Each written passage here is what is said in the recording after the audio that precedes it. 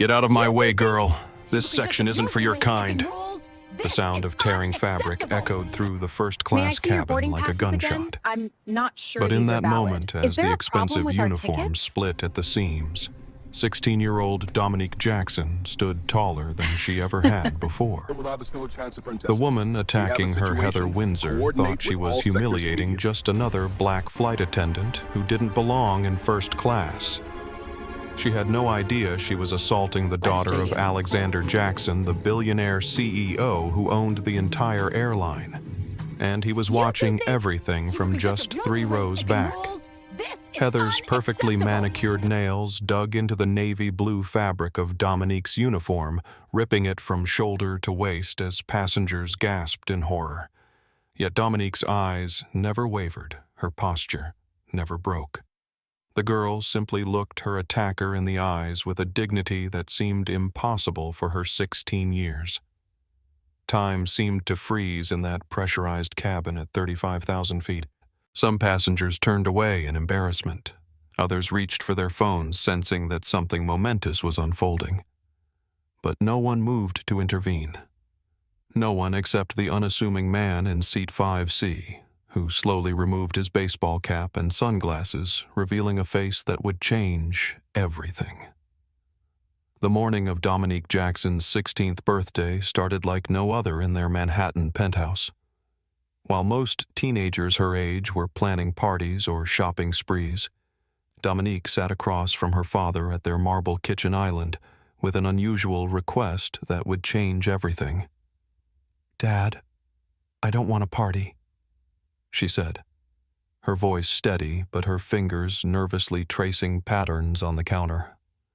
"I want to work as a flight attendant for one day." Alexander Jackson, billionaire CEO of Montgomery Airlines, nearly choked on his coffee. This was his only child, his princess, the girl he'd protected fiercely since her mother's death 5 years ago. His wife Natalie had been a flight attendant when they met one of the few black women working first class in the 1990s. She'd faced discrimination in the skies that would make anyone's blood boil. Yet she'd handled it all with a grace that had captivated him from their first meeting. "Your mother's dream was different," Alexander said, carefully studying his daughter's determined expression. "She faced things I never want you to experience." Dominique's eyes, the same warm brown as her mother's, held his gaze unwavering. "That's exactly why I need to do this, Dad. Mom faced racial injustice on flight so I could have choices. I want to honor her memory by walking in her shoes, even if just for one day." Alexander set down his coffee cup and walked to the floor-to-ceiling windows overlooking Central Park. The morning light caught the silver threading through his temples, evidence of the stress he'd endured as both CEO and single father. Behind him, the wall displayed photos of Natalie laughing on a beach in Barbados, elegant in her flight attendant uniform, cradling newborn Dominique. "You know what your mother went through," he said finally. "The passengers who refused to take drinks from her hand. The ones who asked for someone else to serve them. The captain who assumed she was cleaning staff instead of crew." Dominique joined him at the window. "Yes. And she still went to work every day with her head held high. She didn't let them break her." Alexander turned to face his daughter. At 16, she was already tall like her mother, with the same elegant posture and quiet confidence. But there was something else there too, a determination that reminded him of himself. "Why now?" he asked. "Why on your birthday?" Dominique touched the small silver wing pin she always wore, her mother's first pair from training. "Because Mom was 16 when she decided to become a flight attendant. Because it's been 5 years since we lost her. Because I need to understand what made her who she was." Alexander saw the conviction in his daughter's eyes and recognized it as his own. In the business world, he was known as a man who never backed down from a challenge, who transformed a struggling regional airline into a global powerhouse through sheer force of will. Dominique had inherited that same steel spine. "This isn't about playing dress-up," he said. "The aviation industry has changed, but not enough. People still carry their prejudices on board." I know, Dominique replied. That's why I need to do this. Not just for Mom, but for myself. The conversation that followed would test everything Alexander believed about father-daughter bonding. His instinct was to protect his shield, to use his corporate power and privilege to ensure his daughter never faced the discrimination that had made his wife cry in private. But Dominique's words echoed her mother's philosophy. How will I ever develop resilience in the face of hate if you protect me from everything? She asked, her voice quiet but unwavering. Alexander paced the kitchen, remembering how Natalie had returned from flights, sometimes her smile not quite reaching her eyes, how she'd brush off his concerns with, "It was nothing," even when he could see it was something. How she'd insisted on handling workplace issues herself, refusing his offers to intervene. "Your mother wanted to fight her own battles," he said. "And I want to understand why," Dominique countered. "I want to feel what she felt, see what she saw. Not forever, just for one day." Alexander ran his hand over his face, considering. "The airline has changed since your mother's time. We have anti-discrimination policies, training programs. Policies don't change hearts, Dad. You've said that yourself." It was true. Despite his best efforts, despite the diversity initiatives and zero-tolerance policies he'd implemented, complaints still crossed his desk. Flight attendants of color still faced different treatment than their white counterparts. He'd tried to shield Dominique from that reality, but perhaps that had been a mistake. "Mom always said that dignity can't be taken, only surrendered," Dominique continued. "I want to prove to myself that I have that same strength." Alexander studied his daughter's face, seeing Natalie in every feature. His late wife had been his moral compass, the one who pushed him to make Montgomery Airlines a leader, not just in profits, but in principles. What would she want for their daughter? After an hour of debate, Alexander finally agreed, but with conditions that would prove both wise and heartbreaking. "You handle everything yourself. No special treatment. No one knows who you are. If you're going to do this, you do it right. You prove your empowerment through adversity without my name protecting you." Dominique's eyes lit up with determination. "That's all I want, Dad. To prove I can handle myself." What she didn't know was that Alexander was already planning to book himself on the same flight incognito. He'd honor the agreement not to interfere, but there was no way he'd let his baby girl face potential racist passengers alone, even if she never knew he was there. Later that evening, after Dominique had gone to bed, Alexander sat in his study looking at their family photo album. There was Natalie in her uniform, standing proud at graduation from flight attendant school. There she was on their first date, laughing as she told him about a passenger who'd insisted the plane was flying in the wrong direction. And there, just months before her diagnosis, holding Dominique's hand on her first day of middle school. "Am I doing the right thing, Nat?" he whispered to the empty room. "Would you want her to see this side of the world so young?" The silence held no answers, but Alexander thought he knew what his wife would say. Natalie had never believed in hiding from reality. "The world won't change if we pretend it's already perfect," she'd often told him. He picked up his phone and sent a text to his executive assistant, "Book me on whatever flight Dominique is assigned to. Same day, different name. Make sure I'm within visual distance." The reply came back immediately. "Already done, sir." The next 2 weeks of preparation revealed just how natural a fit Dominique was for her flight attendant dream. Senior crew members at Montgomery Airlines were told only that she was a special trainee, not the CEO's daughter. They watched in amazement as she memorized safety protocols, perfected service standards, and demonstrated the same natural grace that had made her mother legendary among frequent flyers. "You remind me of someone," Sophia Ramirez, a 20-year veteran, told her during training. "There was this attendant back in the day, Natalie. She had this way of handling even the worst discrimination in the skies with such dignity. You have that same spirit." Dominique had to turn away to hide her tears. If only Sophia knew she was training Natalie's daughter. The training center hummed with activity as Dominique moved from one simulation to another. In the mock cabin, she practiced emergency procedures, oxygen masks, evacuation commands, first aid. In the galley training area, she learned to prepare service carts efficiently, memorizing drink orders and meal specifications. "Balance the tray like this," Sophia demonstrated, holding a loaded service tray with seemingly impossible stability. "Your center of gravity is here, not in your hand." Dominique mimicked the stance perfectly on her first try. "Natural talent," Sophia murmured. "Just like her." During the customer service scenarios, Dominique faced actors playing difficult passengers. The entitled businessman who refused to turn off his phone, the anxious flyer needing reassurance, the intoxicated traveler making inappropriate comments. "You don't take it personally," Sophia coached. "Remember, they're not seeing you. They're seeing the uniform, the role. Your job is to be professional regardless." "What if they do make it personal?" Dominique asked, thinking of her mother. "What if it's about who I am, not what I'm doing?" Sophia's expression softened. "Then you remember who you are inside. Your value doesn't change because someone can't see it."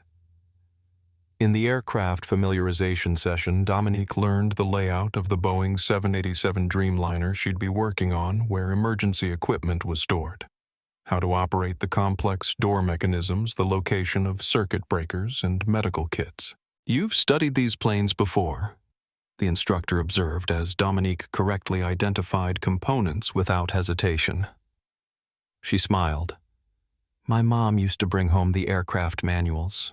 We'd read them together." During meal service training, Dominique learned the elaborate choreography of first-class dining, the precise angle to present wine bottles, the correct way to place silverware, how to describe menu options with both accuracy and appeal. "First class is where you'll face the most scrutiny," Sophia warned during a private moment. "Some passengers believe their ticket price buys them ownership of the crew. You'll need to be twice as professional, twice as patient, and twice as perfect." "Like my Mo, like Natalie?" Dominique caught herself.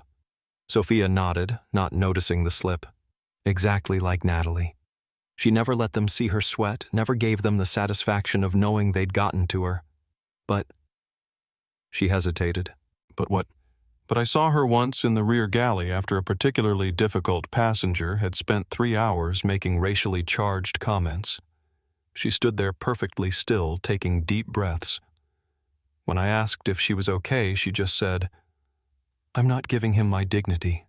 It's not for sale.'" Dominique blinked back tears. "She sounds remarkable." "She was," Sophia agreed. "We lost her too soon." On the final day of training, the chief instructor gathered the group for evaluation results. "Most trainees take weeks to reach this level," he said, reviewing Dominique's performance metrics. "You've done it in days.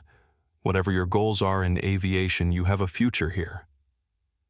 If only he knew that her only goal was a single day of flight a day to connect with her mother's experience, to honor a legacy that lived in her blood. The morning of the flight arrived with the kind of tension that precedes life-changing moments.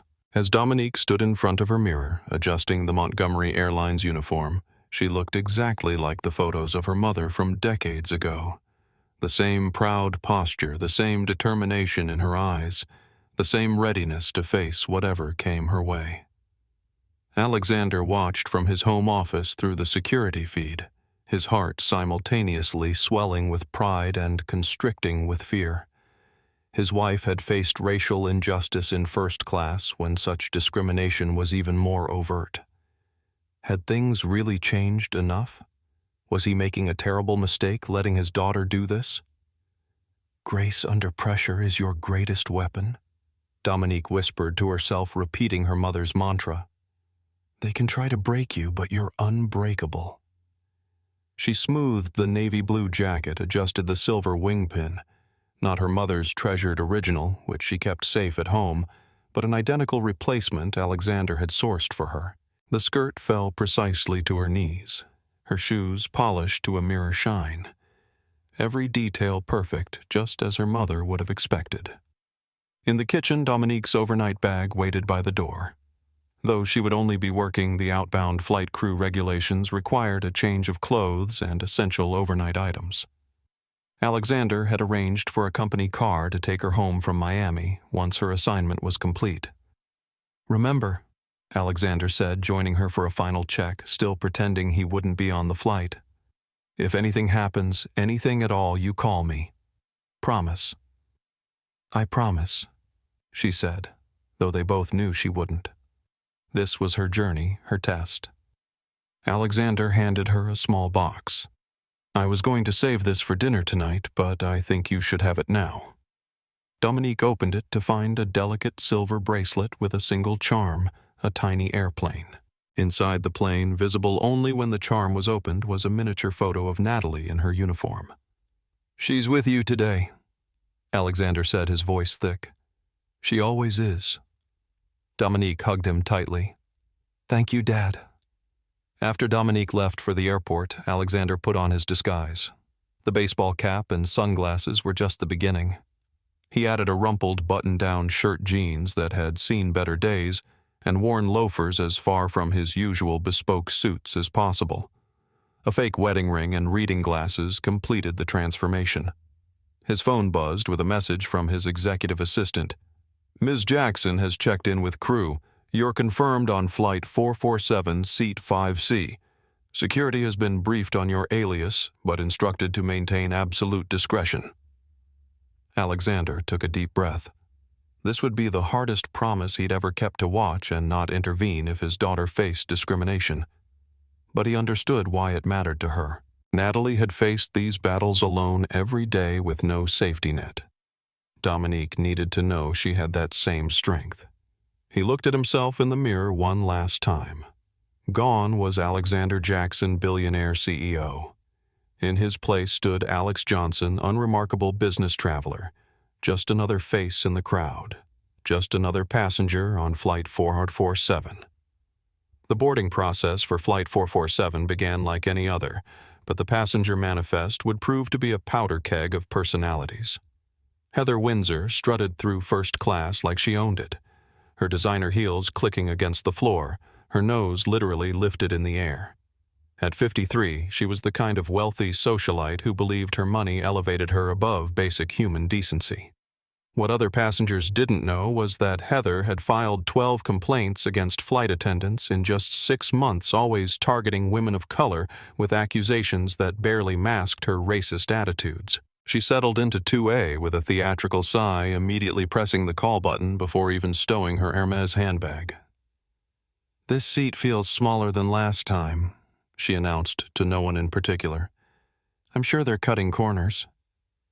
3 rows behind her, Alexander Jackson, disguised as Alex Johnson, took his seat in 5C, positioning himself with a clear view of the forward cabin where his daughter would be working.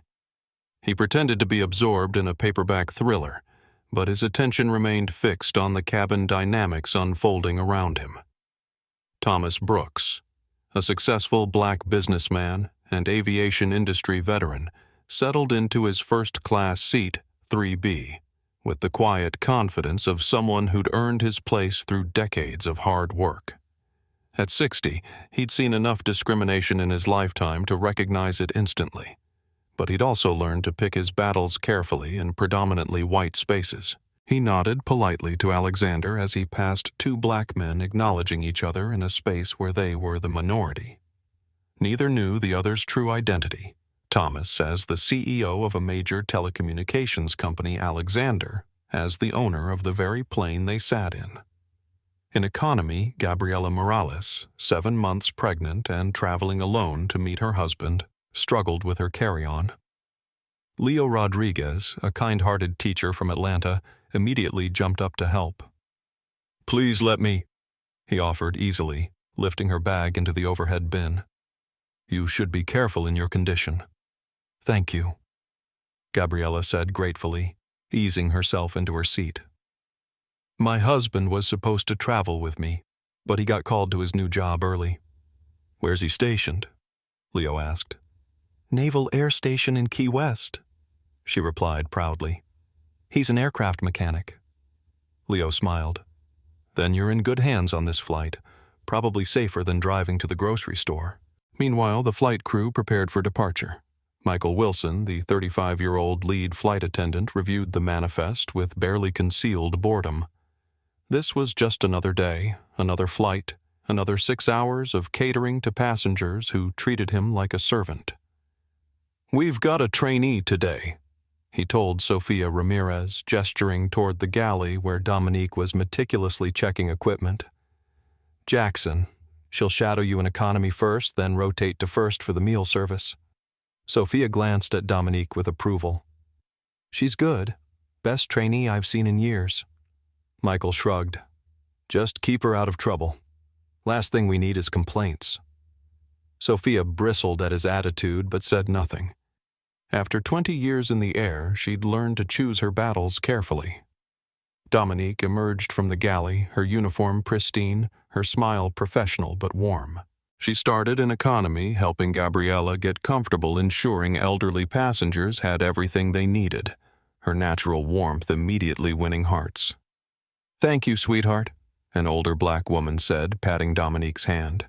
"You remind me of my granddaughter. So proud seeing you young ones in uniform."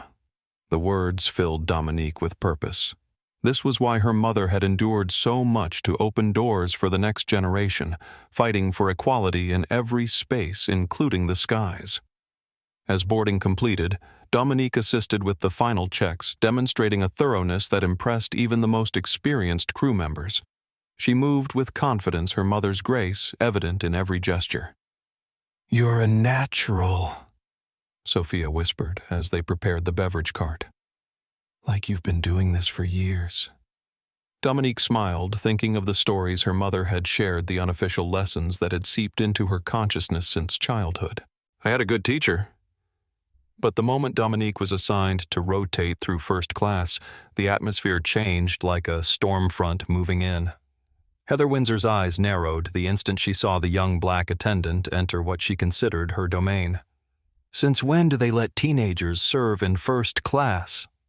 Heather's voice carried that particular tone of privileged status, confronting what it perceived as an intrusion. Sofia, who had been watching protectively, stepped forward. "Ms. Johnson," she caught herself using Dominique's cover name, "is fully qualified to serve all sections of this aircraft." Heather's perfectly penciled eyebrows arched skeptically. "Is she old enough to serve alcohol? She looks like she should be doing homework." Dominique maintained her professional smile, though her heart raced. This was it, the very type of interaction her mother had faced countless times. "I assure you, ma'am, I'm fully certified for all service requirements." Thomas Brooks glanced up from his newspaper, his expression neutral, but his attention now firmly on the interaction unfolding beside him. Alexander gripped his armrest, his knuckles whitening beneath his disguise. Every fiber of his being wanted to intervene to put this woman in her place to protect his daughter. But he had made a promise.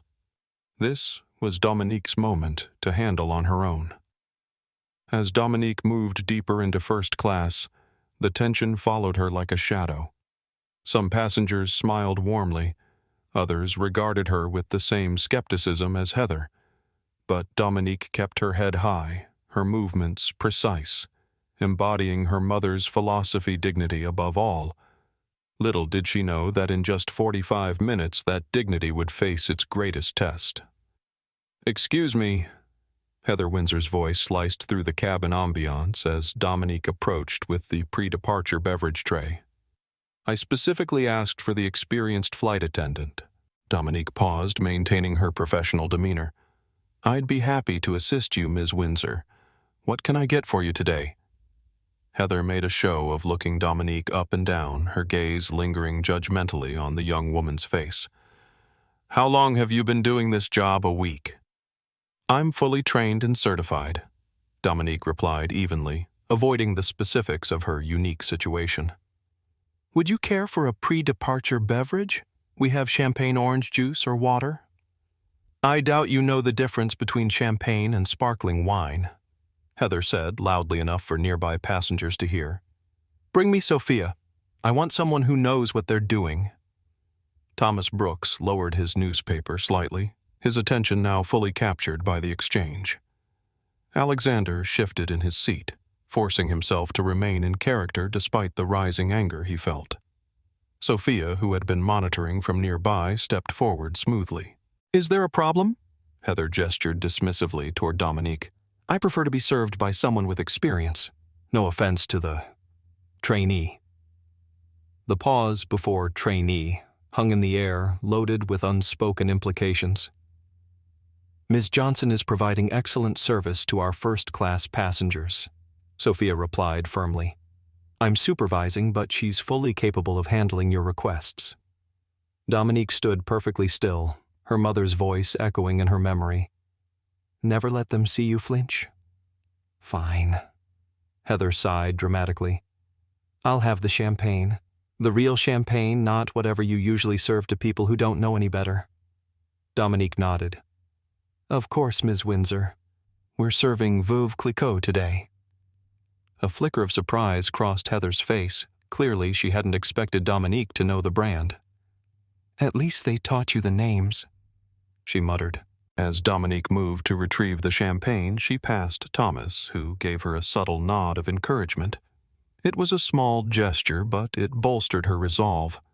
When she returned with the perfectly poured champagne, Heather accepted it without acknowledgement, immediately turning her attention to her phone as if Dominique had ceased to exist. "Will there be anything else, Ms. Windsor?" Dominique asked. "Just some competent service for the remainder of the flight," Heather replied without looking up. "Do you think you can manage that?" "I'll certainly do my best," Dominique answered, her voice steady despite the deliberate provocation. Michael Wilson, observing from the galley, approached Dominique as she stepped away from Heather's seat. "Don't engage with her more than necessary," he advised quietly. "Some passengers just want to create drama." "Is that what we call it?" Dominique asked, her tone careful. "Drama," Michael shrugged. "Call it what you want. Just don't give her ammunition. These premium passengers pay our salaries." Dominique noted his use of "these" with a mental clarity that would have made her mother proud. The subtle categorization, the implicit hierarchy, these were the invisible currents her mother had navigated daily. As the flight reached cruising altitude, Dominique continued her rotation through first class, providing impeccable service to each passenger. Many responded warmly, impressed by her professionalism, but Heather's eyes followed her every move, narrowed with disapproval. "When did they lower the standards?"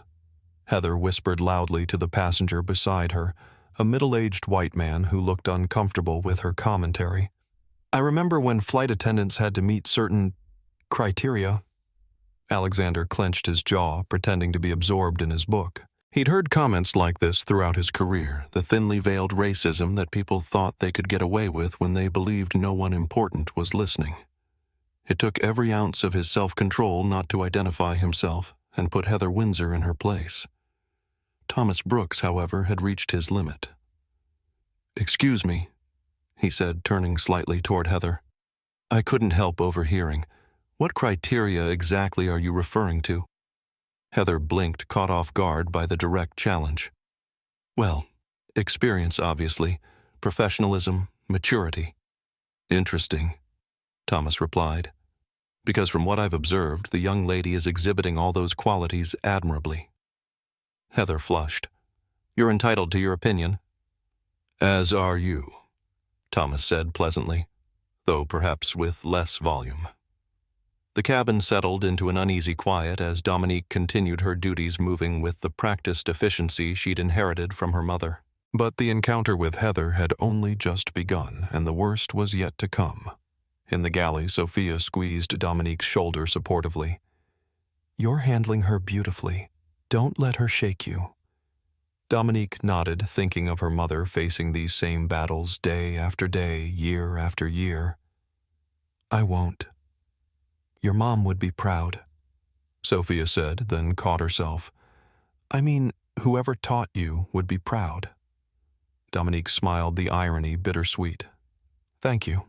That means more than you know." As Dominique prepared to serve the first-class meal service, Heather's antagonism evolved from passive-aggressive comments to more direct confrontation. When Dominique approached to set her table, Heather deliberately placed her elbow in the way. "Oh, am I making your job difficult?" Heather asked with false concern when Dominique politely asked her to adjust her position. "I thought you were supposed to work around the passengers, not the other way around." "A slight adjustment helps us serve you better," Dominique explained patiently. "Thank you for your understanding." "Understanding seems to be a one-way expectation," Heather replied, grudgingly moving her arm. "You people always want accommodation." The phrase, "you people," hung in the air like a toxic cloud. Several passengers glanced up, the racial undertone unmistakable. Alexander's hand tightened around his book, the pages crumpling slightly in his grip. Thomas Brooks set his jaw, his earlier intervention apparently forgotten by Heather. Dominique, however, maintained her composure. "Today's first course is a citrus salad with champagne vinaigrette," she announced, placing the appetizer before Heather with perfect form. "Would you prefer still or sparkling water with your meal?" "Sparkling. European, not domestic," Heather specified, clearly attempting to catch Dominique in some perceived inadequacy. "And make sure the glass is properly chilled this time." "Of course," Dominique replied, moving to the next passenger. The meal service progressed smoothly until Dominique returned with Heather's sparkling water. As she leaned to place the glass on the table, Heather shifted suddenly, causing Dominique to wobble slightly. The water sloshed, spilling a few drops onto Heather's designer sleeve.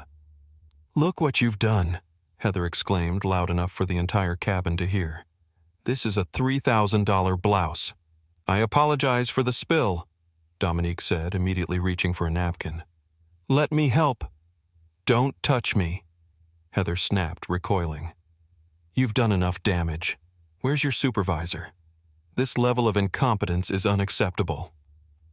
Michael Wilson appeared immediately, his expression professionally concerned, but his eyes communicating that Dominique should step back. "What seems to be the problem, ma'am?" "This girl," Heather emphasized the word with disdain, "just ruined my designer blouse with her carelessness. I want her removed from first class immediately." Michael turned to Dominique. "What happened?"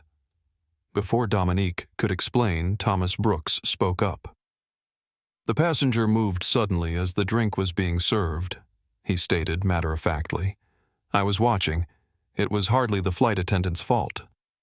"Of course you'd defend her," Heather said dismissively.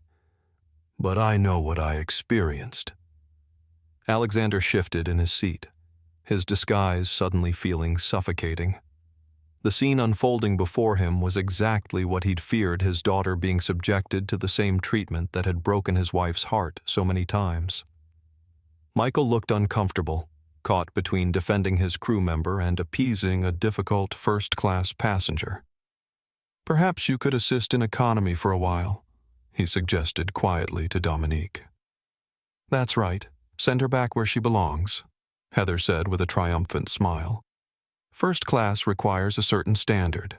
Dominique felt a flash of the anger her mother must have suppressed countless times, but her voice remained steady.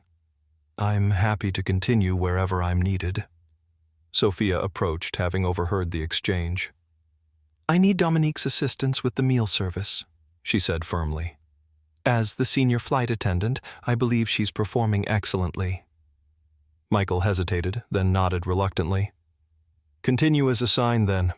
Ms. Windsor, I'll personally ensure your blouse is compensated through our customer care department." "It's not about the money," Heather insisted, though her tone suggested otherwise.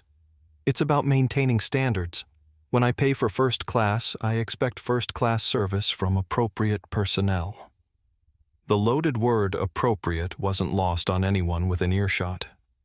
Gabriela Morales, who had come forward to use the first-class lavatory due to her pregnancy, lingered in the aisle, her expression troubled by what she was witnessing. As Dominique continued serving, Heather deliberately made each interaction more difficult, dropping her napkin repeatedly, changing her drink order multiple times, requesting items not on the menu. "I specifically requested the gluten-free option when I booked," she claimed, though her name was flagged with no such request. "I'd be happy to check if we have any alternatives available," Dominique offered. "Don't bother." Heather sighed dramatically. "I'll just go hungry. Some of us are used to making sacrifices when others fail to meet basic expectations." Leo Rodriguez, who had come forward to check on Gabriella, overheard this last comment and frowned deeply. As an educator, he recognized bullying behavior when he saw it. "Excuse me," he said quietly to Dominique as she passed. "You're doing a wonderful job. Some people bring their unhappiness wherever they go." His kindness almost broke through Dominique's professional facade, reminding her of the humanity that her mother had always said was the true reward of her job, the good passengers who recognized flight attendants as people, not servants. "Thank you," she whispered, genuinely touched. As the meal service concluded, tension in the cabin remained high. Heather had created a palpable atmosphere of discomfort, with other passengers exchanging glances of disapproval or embarrassment at her behavior. Alexander watched his daughter navigate this minefield with growing pride. She was every inch Natalie's daughter, maintaining dignity in the face of deliberate provocation. But he also recognized the building pressure behind Heather's attacks. This wasn't merely a difficult passenger. This was a woman with an agenda looking for confrontation. And as Heather pressed the call button for the 5th time in 20 minutes, Alexander knew the confrontation was about to reach its breaking point. "I need to speak to someone in charge immediately," Heather demanded when Dominique answered her call button. "This meal was completely inadequate for first class. I want to see the options you're serving in business." "I'm sorry the meal didn't meet your expectations," Dominique replied. "However, the business class menu is different and I can't bring those items to first class." "Why not?" Heather challenged. "Afraid they might be better than what you've served us? Or is there another reason you don't want to go back there and check?" The implication was clear. Heather was suggesting Dominique belonged in the back of the plane, not in first class. "It's airline policy," Dominique explained patiently. "Each cabin has its specifically designed menu. I'd be happy to note your feedback for our culinary team." "Your policy seems awfully convenient," Heather said, making air quotes with her fingers. "I want to speak to the captain about this." "I've been a platinum member for 15 years, and I've never been treated so dismissively." Michael Wilson approached, having overheard the escalating conversation. "Is there a problem?" "Yes," Heather said before Dominique could respond.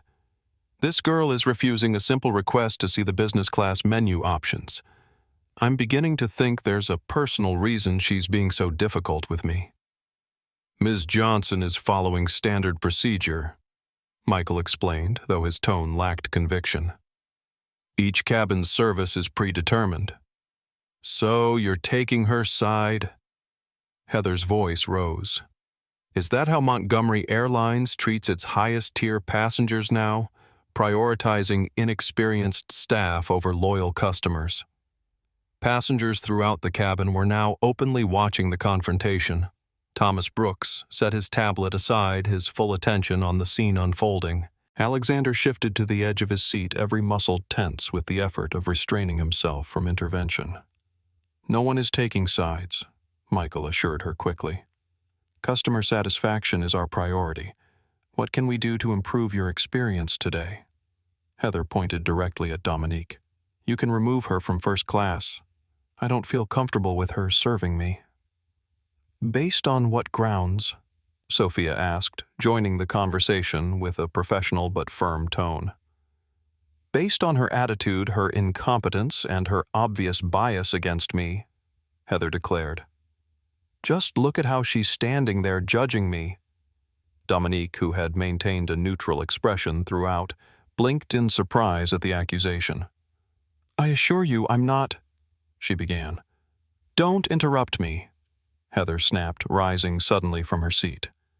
"This is exactly what I'm talking about. No respect for passengers, no understanding of proper service etiquette." The cabin grew uncomfortably quiet as other passengers watched the confrontation escalate. Gabriela Morales, who had returned to first class to use the lavatory again, placed a protective hand over her pregnant belly, as if shielding her unborn child from the ugliness of the moment. "Ma'am, please return to your seat," Michael requested, his voice strained. "Not until this is addressed," Heather insisted, stepping into the aisle directly in front of Dominique. "I want her removed, or I'll be contacting your corporate office the moment we land." "Ms. Windsor," Dominique said calmly, channeling every ounce of her mother's grace under pressure, "I understand you're upset. How can I make your flight more comfortable within our service guidelines?" "You can start by knowing your place," Heather hissed, her voice low but venomous. A collective intake of breath rippled through the cabin. The racial undertone was no longer subtle. It was explicit. Thomas Brooks half rose from his seat, his patience evidently exhausted. "Madam, that comment was entirely inappropriate." "Stay out of this," Heather snapped without looking at him. Her attention remained fixed on Dominique, her eyes blazing with an irrational anger that seemed disproportionate to the situation. Alexander gripped his armrest so hard his knuckles turned white. Every fiber of his being screamed at him to stand up, to reveal himself, to put an end to this before it went any further. But the promise he'd made to his daughter held him in place. This was her moment to face her battle to fight, just as Natalie had fought hers. "Ms. Windsor," Dominique said, her voice steady despite the rapid beating of her heart. "I'm simply doing my job according to our airline standards. If you have concerns about our service, we have formal channels for feedback." "Your job," Heather's voice rose again. "Your job is to serve passengers properly, not to stand there with that look on your face like you somehow belong up here with the rest of us." The mask of civility had completely fallen away now, revealing the naked prejudice beneath. Several passengers audibly gasped. Leo Rodriguez, who had come forward again to check on Gabriela, stopped in the aisle, his expression hardening at Heather's words. "That's enough," Sophia stated firmly. "Ms. Windsor, you need to return to your seat now." "Or what?" Heather challenged, her voice shrill. "You'll throw me off the plane at 35,000 feet. She laughed bitterly, then turned back to Dominique. "You think that uniform makes you special, that it changes anything about who you really are?" Time seemed to slow down as Heather reached out suddenly, her manicured fingers grasping the collar of Dominique's perfectly pressed uniform.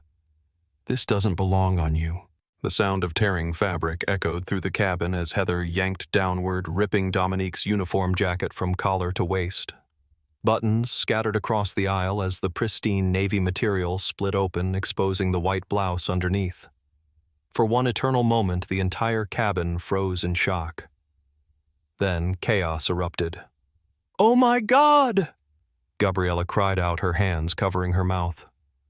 "What the hell is wrong with you?" Thomas Brooks demanded, fully standing now. Michael Wilson stood paralyzed, clearly unprepared for this level of assault. But Dominique herself remained oddly still, her posture straight, her eyes locked with Heather's. In that moment, she was purely her mother's daughter, refusing to grant her attacker the satisfaction of seeing her broken. She didn't try to cover herself. She didn't cry out. She simply stood dignified in her torn uniform, letting the reality of what had just occurred register with every witness. "People like you need to be reminded," Heather spat, still gripping the torn fabric. "First class isn't for everyone." The silence that followed was deafening. Even Heather seemed momentarily stunned by her own actions, her fingers slowly releasing the ruined uniform. Sophia was the first to recover quickly, removing her own jacket and placing it around Dominique's shoulders. "Are you all right?" she whispered. Dominique nodded, once her eyes never leaving Heather's face. "I'm fine." It was a lie, of course. She wasn't fine. Her heart was racing, her hands trembling beneath the borrowed jacket. But in that moment she understood exactly what her mother had endured, and why maintaining dignity had been her greatest weapon. "You've just assaulted a crew member," Sophia informed Heather, her voice shaking with barely controlled anger. That's a federal offense. It was an accident, Heather claimed immediately, though no one in the cabin believed her. I barely touched her. The uniform must be cheaply made. Leo Rodriguez had his phone out recording. I've got it all, he said. Every word, every action. Heather spun toward him. You have no right to film me. And you had no right to put your hands on her. Thomas Brooks countered, his deep voice resonating with authority. Michael finally found his voice. Ms. Windsor, return to your seat immediately. This incident will be reported to the authorities upon landing. This is ridiculous, Heather protested, though a flicker of uncertainty had entered her eyes as she registered the unified disapproval surrounding her. I'm the victim here. She provoked me. By existing in first class, Thomas asked pointedly. Is that the provocation you're referring to? As Heather sputtered indignantly, Alexander Jackson had reached his breaking point. The sight of his daughter standing tall in a torn uniform, so eerily reminiscent of stories Natalie had told him years ago, shattered his resolve to remain anonymous. Some promises, he decided, were meant to be broken. Alexander Jackson rose from his seat, removing his baseball cap and sunglasses in one fluid motion. The transformation was immediate and startling, from nondescript passenger to commanding presence. Even his posture changed: shoulders, straightening chin, lifting eyes, sharpening with focused intensity. That's my daughter you just assaulted, he stated, his voice carrying the unmistakable tone of someone accustomed to authority. A wave of confusion swept through the cabin, followed by dawning recognition among the crew members. Mr. Jackson? Michael Wilson's face drained of color as he recognized the CEO. Heather Windsor turned slowly, her expression shifting from righteous indignation to uncertainty. What are you talking about? Who are you? Alexander Jackson, he replied evenly, stepping into the aisle. CEO and majority owner of Montgomery Airlines. And that young woman you just assaulted is my daughter, Dominique Jackson. The revelation hit the cabin like a physical force. Sophia's eyes widened in shock as she looked between Alexander and Dominique, suddenly understanding why the girl had seemed so familiar. You're Natalie's daughter, she whispered. I should have seen it immediately. Dominique nodded slightly, her composure still intact despite the dramatic turn of events. Heather's face contorted through a series of emotions: disbelief, confusion, and then the first flickers of fear. This is some kind of setup, she accused, her voice less certain now. A publicity stunt? A setup? Thomas Brooks echoed incredulously. You believe someone tore their own uniform and subjected themselves to public humiliation as a stunt. You deliberately provoked me, Heather insisted, though her argument sounded hollow even to her own ears. Alexander moved forward, his presence commanding the space without effort. What my daughter did, Ms. Windsor, was her job with more professionalism and dignity than you deserved. What you did was commit assault motivated by racial prejudice, witnessed by a cabin full of passengers and recorded on multiple devices. Michael Wilson seemed to shrink with each passing second, suddenly aware of how his reluctance to firmly support Dominique would appear to the company's CEO. Sir, I was just about to. Not now. Alexander cut him off, his tone making it clear that a reckoning would come later. Heather's demeanor was rapidly shifting from aggression to defensive maneuvering. Mr. Jackson, this is clearly a misunderstanding. If I'd known she was your daughter. Then what? Alexander challenged. You would have treated her with basic human decency. The fact that you're making that distinction proves exactly what kind of person you are. Dominique stepped forward, still wearing Sophia's jacket over her torn uniform. Dad, I can handle this. The simple statement, quiet but firm, refocused the entire cabin's attention. Despite everything that had happened, Dominique remained centered, her dignity intact. I know you can, Alexander said with unmistakable pride. But you shouldn't have to. No one should. Leo Rodriguez, still recording, moved slightly closer. Sir, for the record, your daughter handled herself with incredible professionalism throughout this entire incident. Ms. Windsor was provocative from the start. Gabriella nodded emphatically. It's true. I witnessed multiple instances of harassment before this escalated. Thomas Brooks stood beside Alexander, now the two successful black businessmen presenting a united front. What we all witnessed today wasn't a misunderstanding, Thomas stated. It was a textbook example of the discrimination that occurs daily, usually without witnesses or consequences. Heather looked increasingly cornered, her gaze darting between faces, seeking any ally and finding none. This is completely unfair. I'm being ganged up on because of one regrettable incident. One, Sophia interjected. I've been watching you target Dominique since she entered first class. This wasn't an isolated incident. It was the culmination of sustained harassment.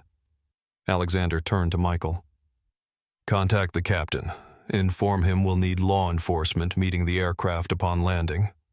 His tone made it clear this was not a suggestion. Michael nodded quickly. Yes, sir, right away. As Michael hurried toward the cockpit, Heather's composure finally cracked. You can't do this to me. Do you have any idea who I am? My husband plays golf with 3 members of your board. Perhaps you should call him, Alexander suggested calmly. I'm sure he'd be interested to know what his wife has been up to today. Dominique stepped closer to her father, her voice low. Dad, I wanted to handle this myself. And you did, he assured her, for far longer than most adults would have managed. What happened today wasn't your failure.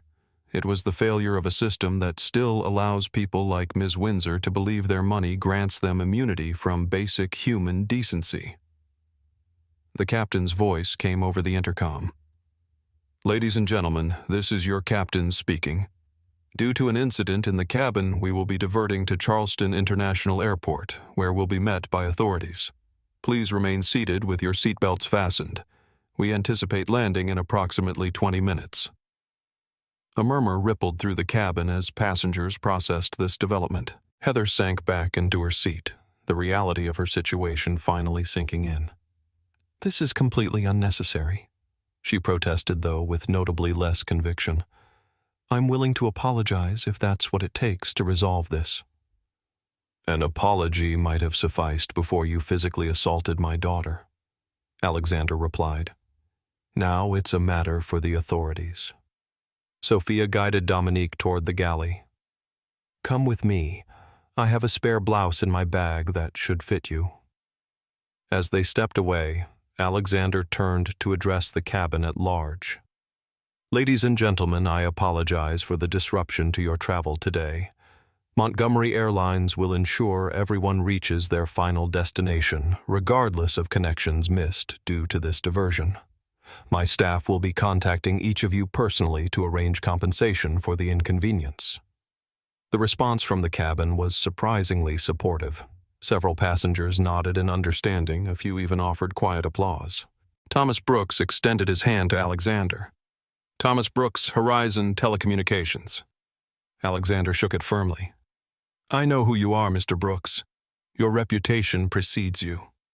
As does yours, Thomas replied. Though I admit I didn't recognize you in that baseball cap. That was the point, Alexander said with a rueful smile. I promised Dominique I wouldn't interfere with her experience today. I wanted her to prove to herself she could handle whatever came her way. From what I observed, she more than proved that, Thomas noted. You have an extraordinary daughter. Alexander's expression softened with pride.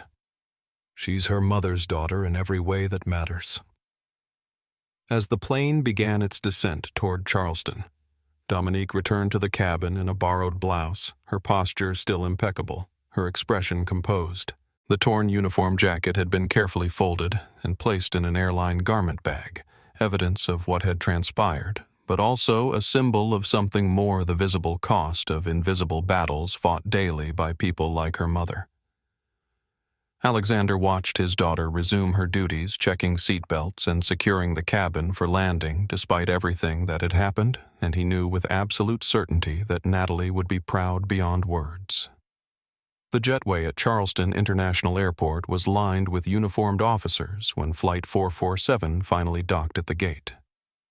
The captain had radioed ahead with details of the incident, and airport police had responded with appropriate seriousness to an assault on a flight crew member. As the door opened, Michael Wilson greeted the authorities with visible relief. "Officers, thank you for responding so quickly." The lead officer, a stern-faced woman with the name Captain Rivera on her badge, stepped aboard. "We understand there was an assault on a crew member." Before Michael could respond, Alexander Jackson appeared beside him. "Yes, Captain. My daughter was physically assaulted by a passenger who took exception to her presence in first class." Captain Rivera's eyebrows rose slightly as she registered who was speaking. "Mr. Jackson, I wasn't informed the airline CEO was aboard." "I was traveling privately," Alexander explained. "But the victim is my daughter Dominique Jackson, who is working as a flight attendant today." Understanding dawned in Captain Rivera's expression. "I see. And the alleged assailant, Heather Windsor, seat 2A, Michael provided. She tore Ms. Jackson's uniform in an unprovoked attack." Captain Rivera nodded to her officers, who moved past them into the cabin. "We'll need statements from all witnesses, and we'll need to examine any video evidence." "Multiple passengers recorded the incident," Alexander confirmed, "and I believe the aircraft security cameras would have captured it as well."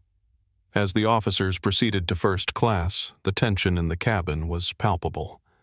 Heather Windsor sat rigidly in her seat, her earlier bluster replaced by tight-lipped silence as she saw the police approaching. "Ms. Windsor," Captain Rivera addressed her directly, "I need you to gather your belongings and come with us. You're being detained for questioning regarding an alleged assault on a flight crew member." "This is absurd," Heather protested, though her voice lacked conviction. "It was a misunderstanding, a minor altercation at most." Thomas Brooks spoke up from his seat. "Officer, I witnessed the entire incident. There was nothing minor about it.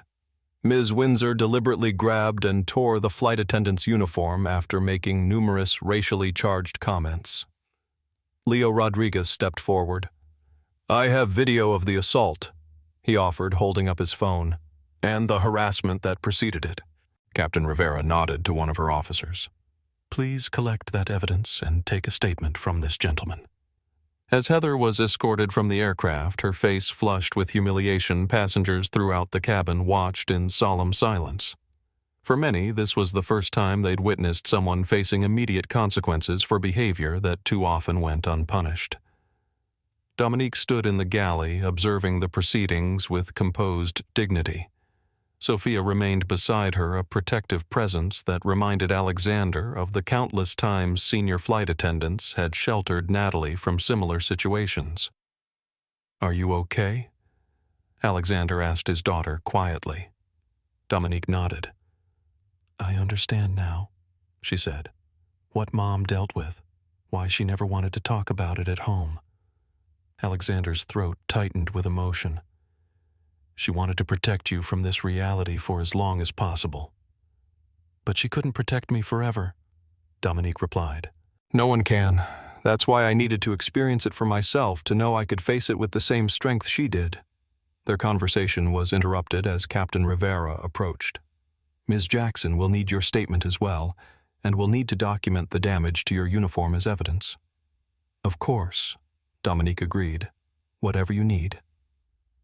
As Dominique followed the officer to give her statement, Alexander found himself approached by the flight's captain, James Bennett, who had left the cockpit once the aircraft was secured. "Mr. Jackson," Captain Bennett began awkwardly, "I want to personally apologize for what happened today.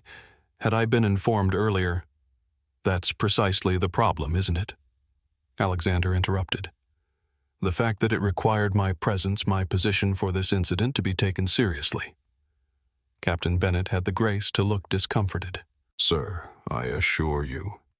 "Save the assurances for the press conference we'll undoubtedly need to hold." Alexander set his tone, making it clear the conversation was over. Outside, the aircraft word was spreading rapidly. Passengers disembarking with phones in hand were already posting about the incident on social media. Hashtag Montgomery assault and hashtag first-class racism were trending within minutes. In the terminal, a small crowd of curious onlookers had gathered, drawn by the unusual police presence at the gate. Among them, airport employees whispered as they recognized Alexander Jackson escorting his daughter through the terminal. "That's the CEO," one baggage handler murmured to another. Something big must have happened. Media alerts began pinging on phones throughout the airport. Local news outlets sensing a story were already dispatching reporters. By the time Alexander and Dominique reached the private lounge where they'd been directed to wait, the first news vans were pulling up outside the terminal. Inside the lounge, Dominique finally allowed herself a moment of vulnerability. "I didn't think it would feel like this," she admitted, her voice slightly unsteady for the first time. "Like what?" Alexander asked gently. "So personal," she replied. Mom always made it sound clinical, like it was something she observed happening to her rather than something she felt. Alexander took his daughter's hand. That was her way of processing it, of maintaining control. She never wanted you to know how deeply it cut. "But you knew." Alexander nodded solemnly. "I saw it in her eyes when she thought no one was looking. I heard it in her voice when she'd call from layovers. I felt it in the way she'd hold me a little tighter after certain flights."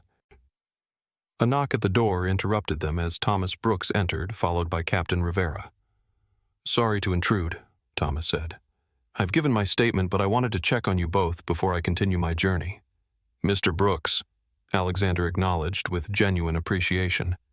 "Thank you for speaking up today. Too few people do." "I've been that person too many times, the one who saw but stayed silent," Thomas admitted.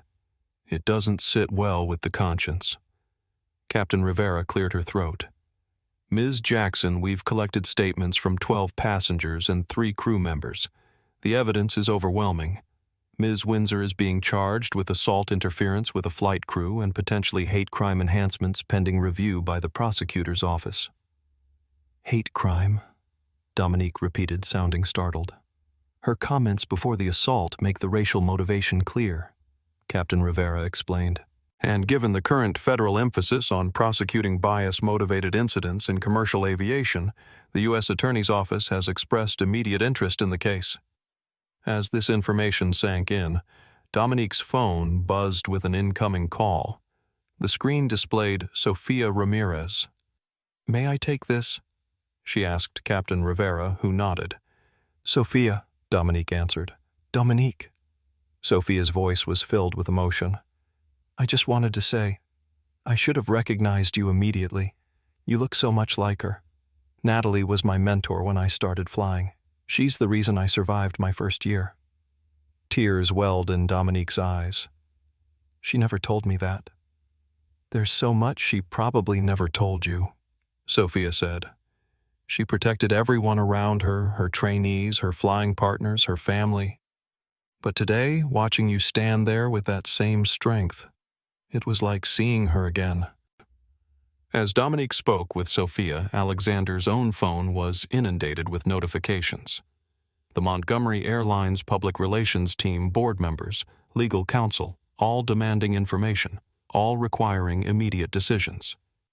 One message in particular caught his attention from the head of HR. "Preliminary review of complaint records shows Heather Windsor has filed similar complaints against 8 crew members in the past year, all women of color. Previous management dismissed as customer preference. Recommend full investigation." Alexander felt a cold anger settle in his stomach. This wasn't just about one racist passenger. It was about a system that had enabled her behavior perhaps for years. He looked up to find Thomas Brooks watching him thoughtfully. "You're thinking beyond today, aren't you?" Thomas observed. Alexander nodded. "This incident exposed something that's been hiding in plain sight. The question is what to do about it." Thomas handed him a business card. "When you're ready to have that conversation, call me." What happened to your daughter has happened to countless others without cameras recording or CEOs witnessing. Perhaps this is the moment to address the larger pattern. As Alexander accepted the card, Captain Rivera approached again. Mr. Jackson, we've arranged for transportation to take you and your daughter wherever you need to go. Ms. Windsor will remain in custody pending arraignment. Thank you, Captain, Alexander replied. And the other passengers. Montgomery Airlines is sending another aircraft to continue the journey to Miami. It should arrive within the hour. Alexander nodded, already formulating next steps. This incident would not be buried in customer service reports or dismissed as an isolated occurrence. What had happened to Dominique, what had happened to Natalie countless times, would become a catalyst for change. As he watched his daughter complete her call with Sophia, her composure restored and her determination evident. Alexander knew that this day had transformed her in ways neither of them had anticipated. She had set out to honor her mother's memory by walking in her shoes. Instead, she had found her own path forward, one that might finally address the injustice her mother had faced silently for years. The torn uniform, carefully preserved as evidence, would become more than proof of one woman's prejudice. It would become a symbol of the invisible battles fought daily by those deemed to be in the wrong place by people who believed they had the right to decide who belonged where. And as father and daughter prepared to leave the airport, their private trauma already transforming into a public reckoning. The first headlines began appearing on news sites across the country. CEO's daughter assaulted on flight in apparent racist attack. The story was just beginning. The Montgomery Grand Hotel's executive conference room buzzed with unusual energy as CEOs and senior executives from 8 major airlines gathered around the massive oak table. 6 days after the incident on Flight 447, the video had accumulated over 30 million views across platforms, igniting a conversation about discrimination in commercial aviation that showed no signs of diminishing. Alexander Jackson and Thomas Brooks had strategically seated themselves opposite each other, rather than side by side, creating the impression of a balanced discussion rather than a united front. The subtle positioning wasn't lost on the other executives who recognized the political maneuvering at play. Thank you all for adjusting your schedules on such short notice, Alexander began. I think we all understand why this conversation can't wait. James Mitchell, CEO of Atlantic Airways, leaned forward with a practiced expression of concern. First, Alexander, let me say how disturbed we all were by what happened to your daughter. Completely unacceptable behavior from that passenger. Several heads nodded in rehearsed agreement. Thomas Brooks allowed a moment of silence before speaking. While the sympathy is appreciated, gentlemen, and I note there's only one woman among the 14 executives present, which is perhaps part of the larger conversation we need to have, we're not here to discuss one incident. We're here to address a pattern across our entire industry.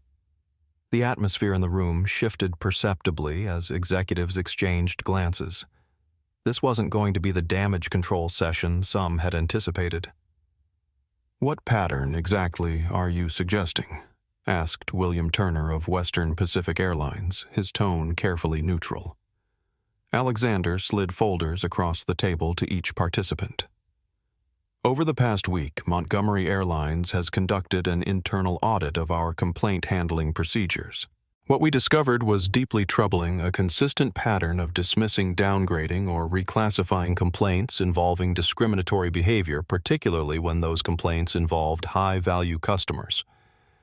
As the executives opened their folders, Thomas continued the 1-2 punch. Horizon Telecommunications has been collecting data on passenger experiences across airlines for a market research initiative.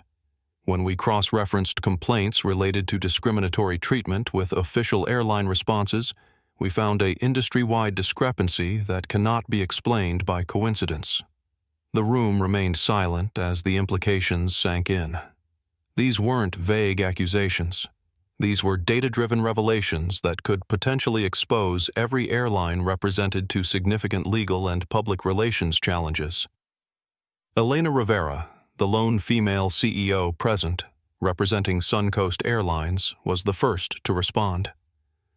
"I appreciate your transparency, Alexander. And while I can't speak for others, I can acknowledge that Suncoast has room for improvement in this area. The question is, what concrete steps are you proposing?"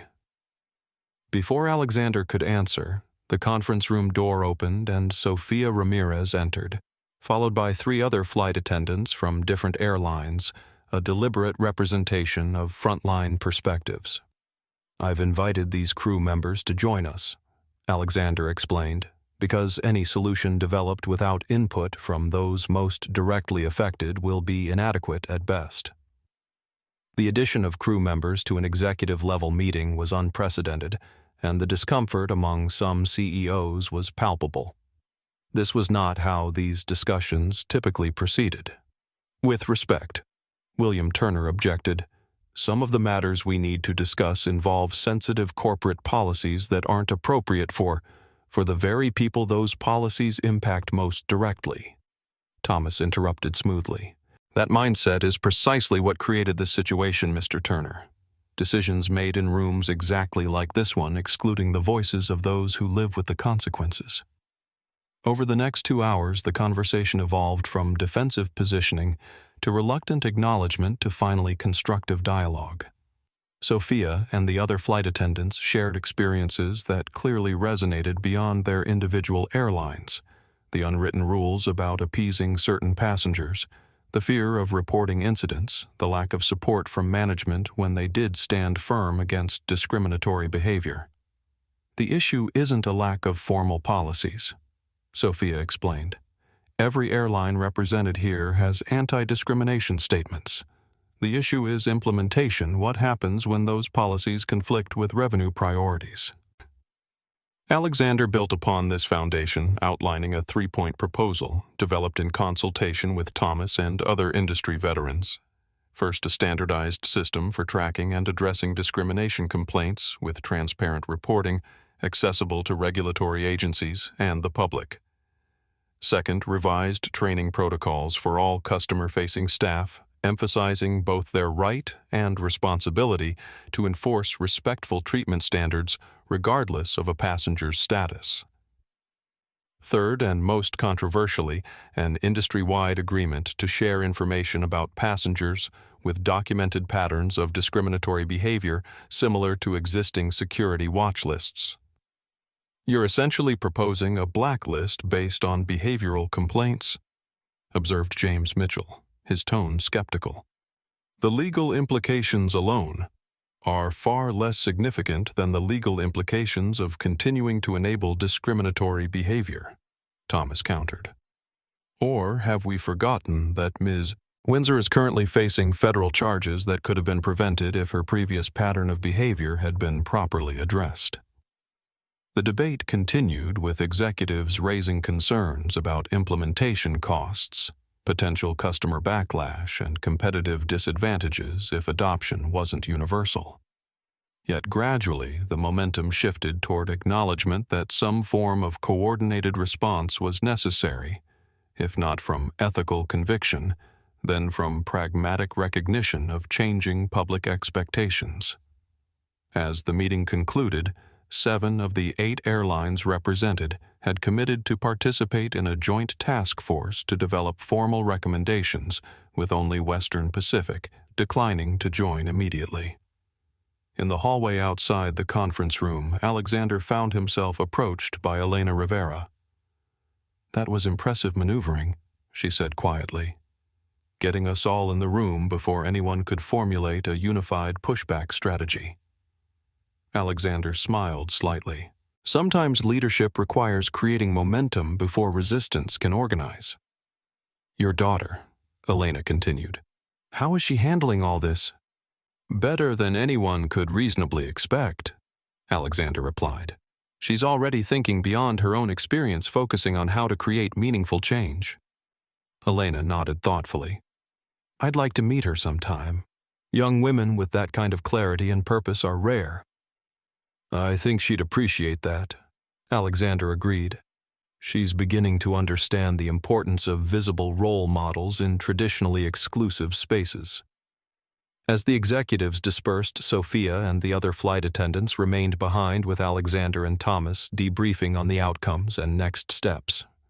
The mood was cautiously optimistic, not naive about the challenges ahead, but encouraged by the unprecedented cooperation emerging from a painful catalyst. "Do you think they'll actually follow through?" one of the flight attendants asked skeptically. "Some will," Thomas replied. "Others will wait to see which way public opinion solidifies. But the important thing is that the conversation has moved beyond platitudes to specific commitments with measurable outcomes." Alexander checked his watch, noting the time. "I need to head back. Dominique is speaking at her school assembly this afternoon." Sophia looked surprised. "She's addressing her school about what happened." "About more than that from what she's told me," Alexander said with evident pride. "She's using the platform to talk about the broader issues of belonging and exclusion in spaces like her private school." As they parted ways, the impact of Flight 447 continued to ripple outward from a personal trauma to a corporate reckoning to an industry-wide conversation. And at the center of these expanding circles, a 16-year-old girl was finding her voice not just as a victim of discrimination, but as an advocate for change that her mother would have been proud to witness.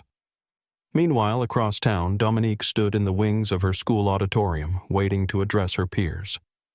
The nervous flutter in her stomach wasn't just public speaking anxiety, it was the weight of responsibility. The understanding that her words could either reinforce sympathy for her individual experience or expand awareness of a much larger pattern affecting countless others.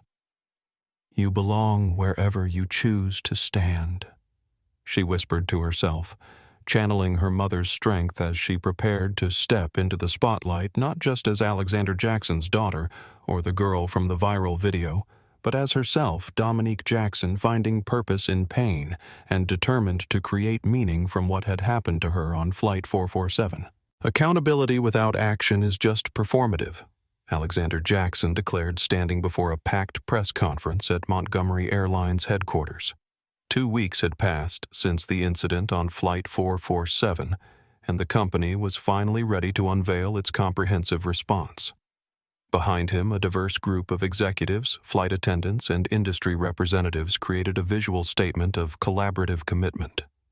Among them stood Dominique, poised and confident in a navy blue dress that subtly echoed a flight attendant's uniform, a deliberate choice that hadn't escaped notice from the assembled media.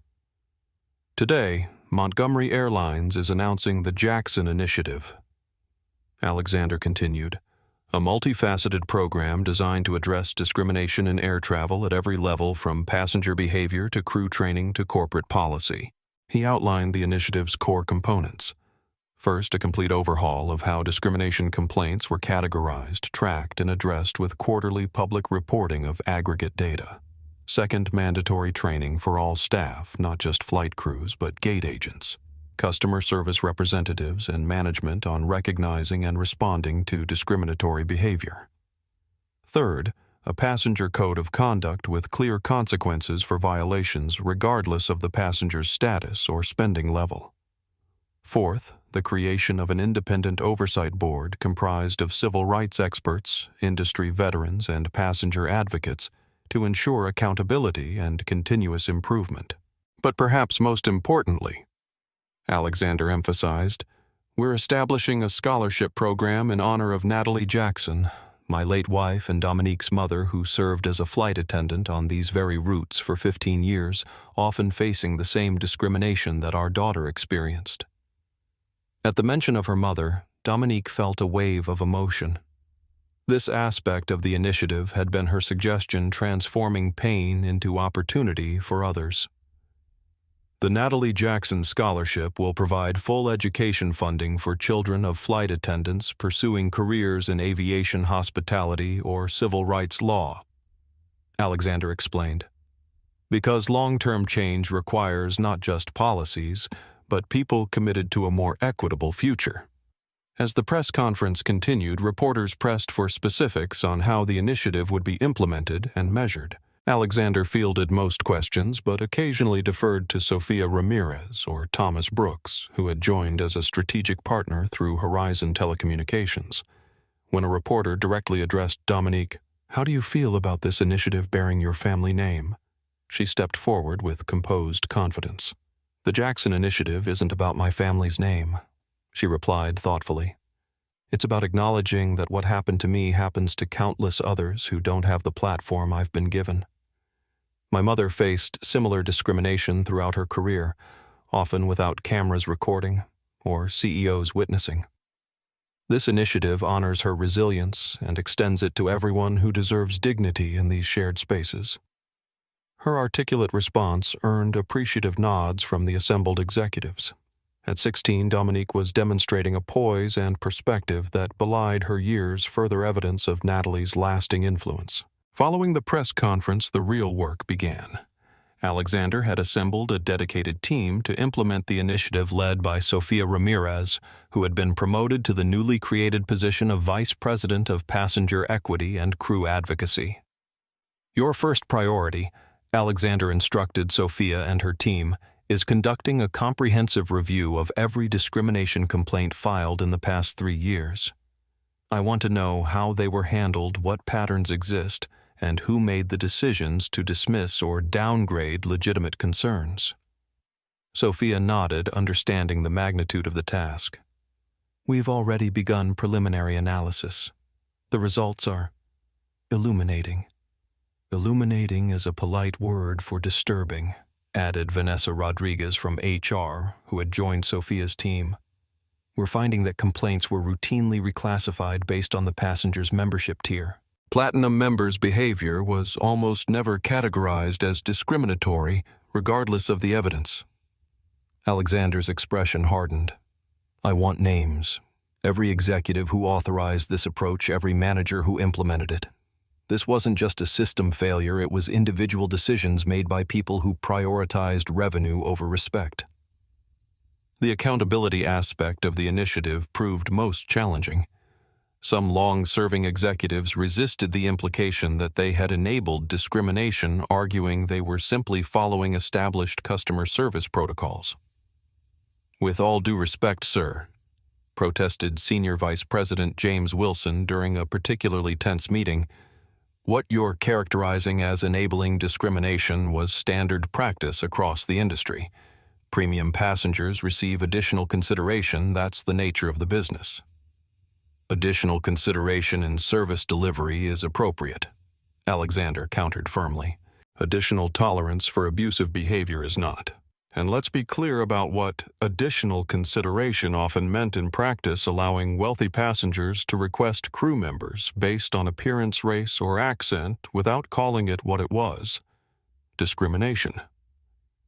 The internal resistance gradually subsided as evidence mounted and public support for the initiative grew. Flight attendant unions across multiple airlines issued statements endorsing Montgomery's approach and calling on other carriers to adopt similar measures. Meanwhile, Dominique had embarked on her own parallel project, working with her school to develop a student-led diversity and inclusion council. Her experience had highlighted the subtle ways privilege and exclusion operated even in educational environments, and she was determined to address these patterns before they became entrenched professional behaviors.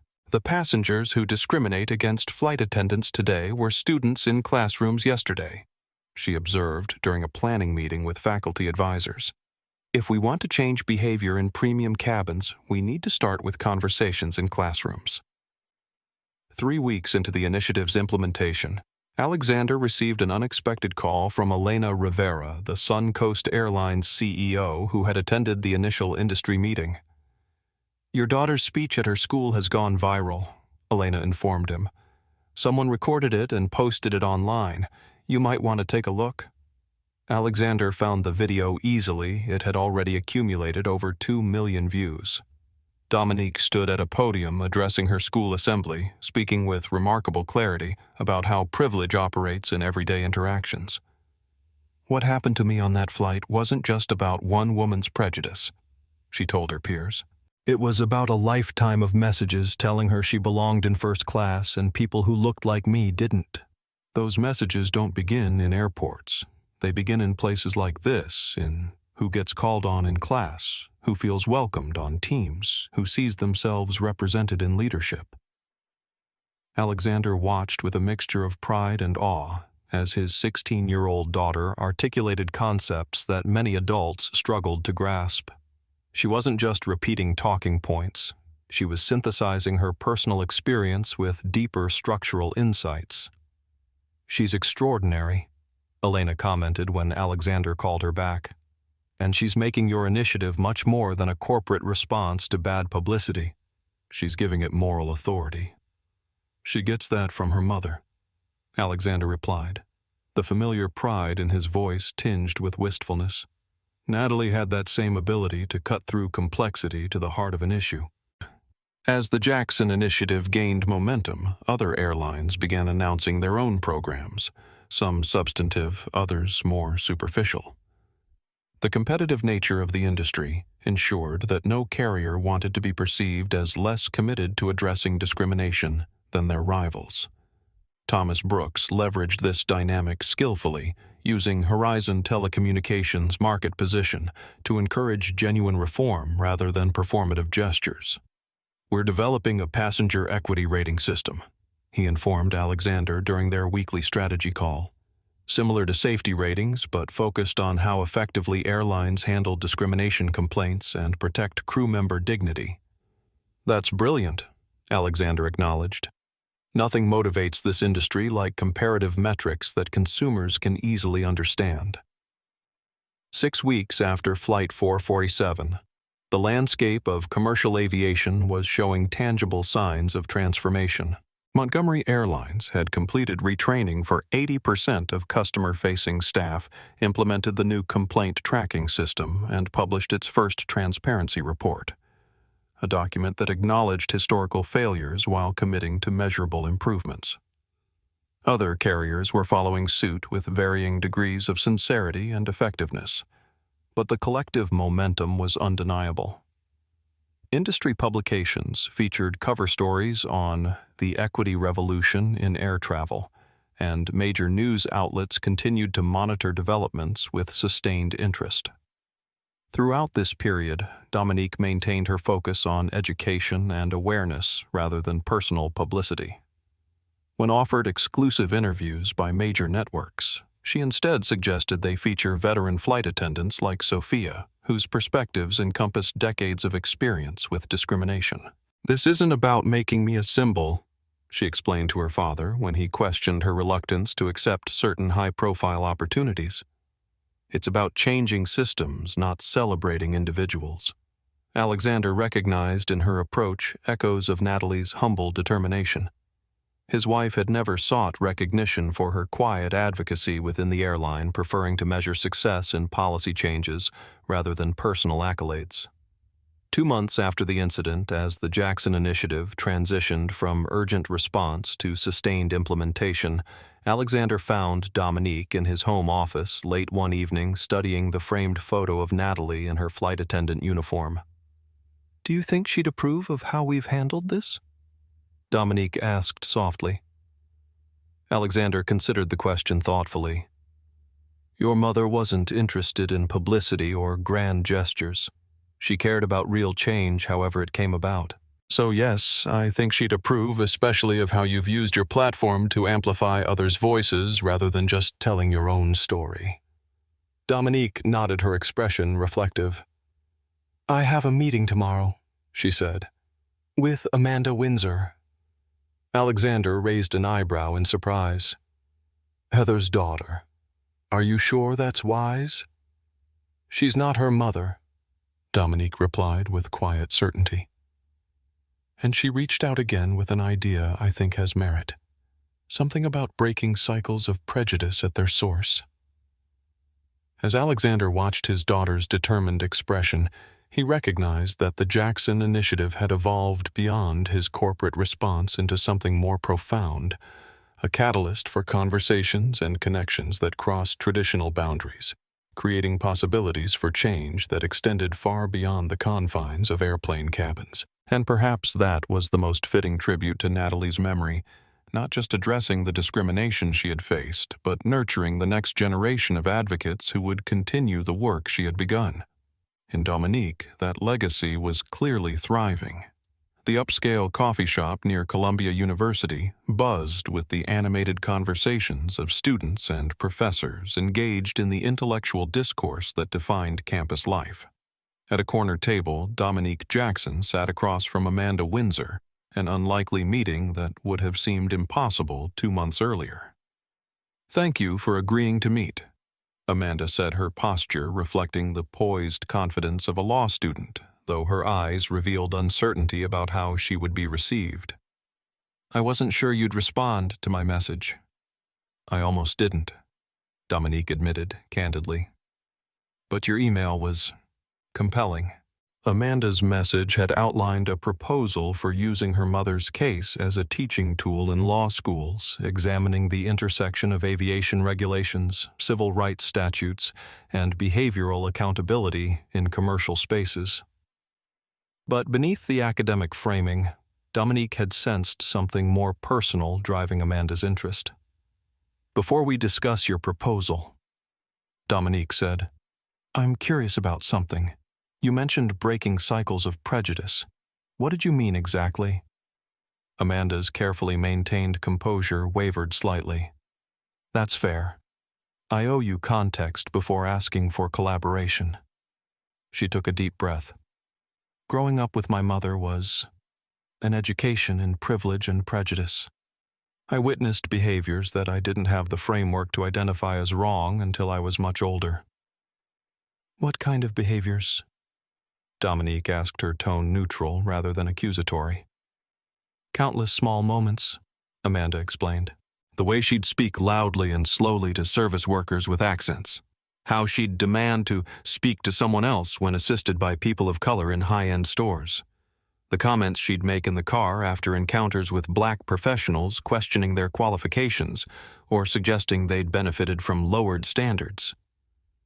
Dominique listened intently, recognizing patterns that extended far beyond her own experience on Flight 447.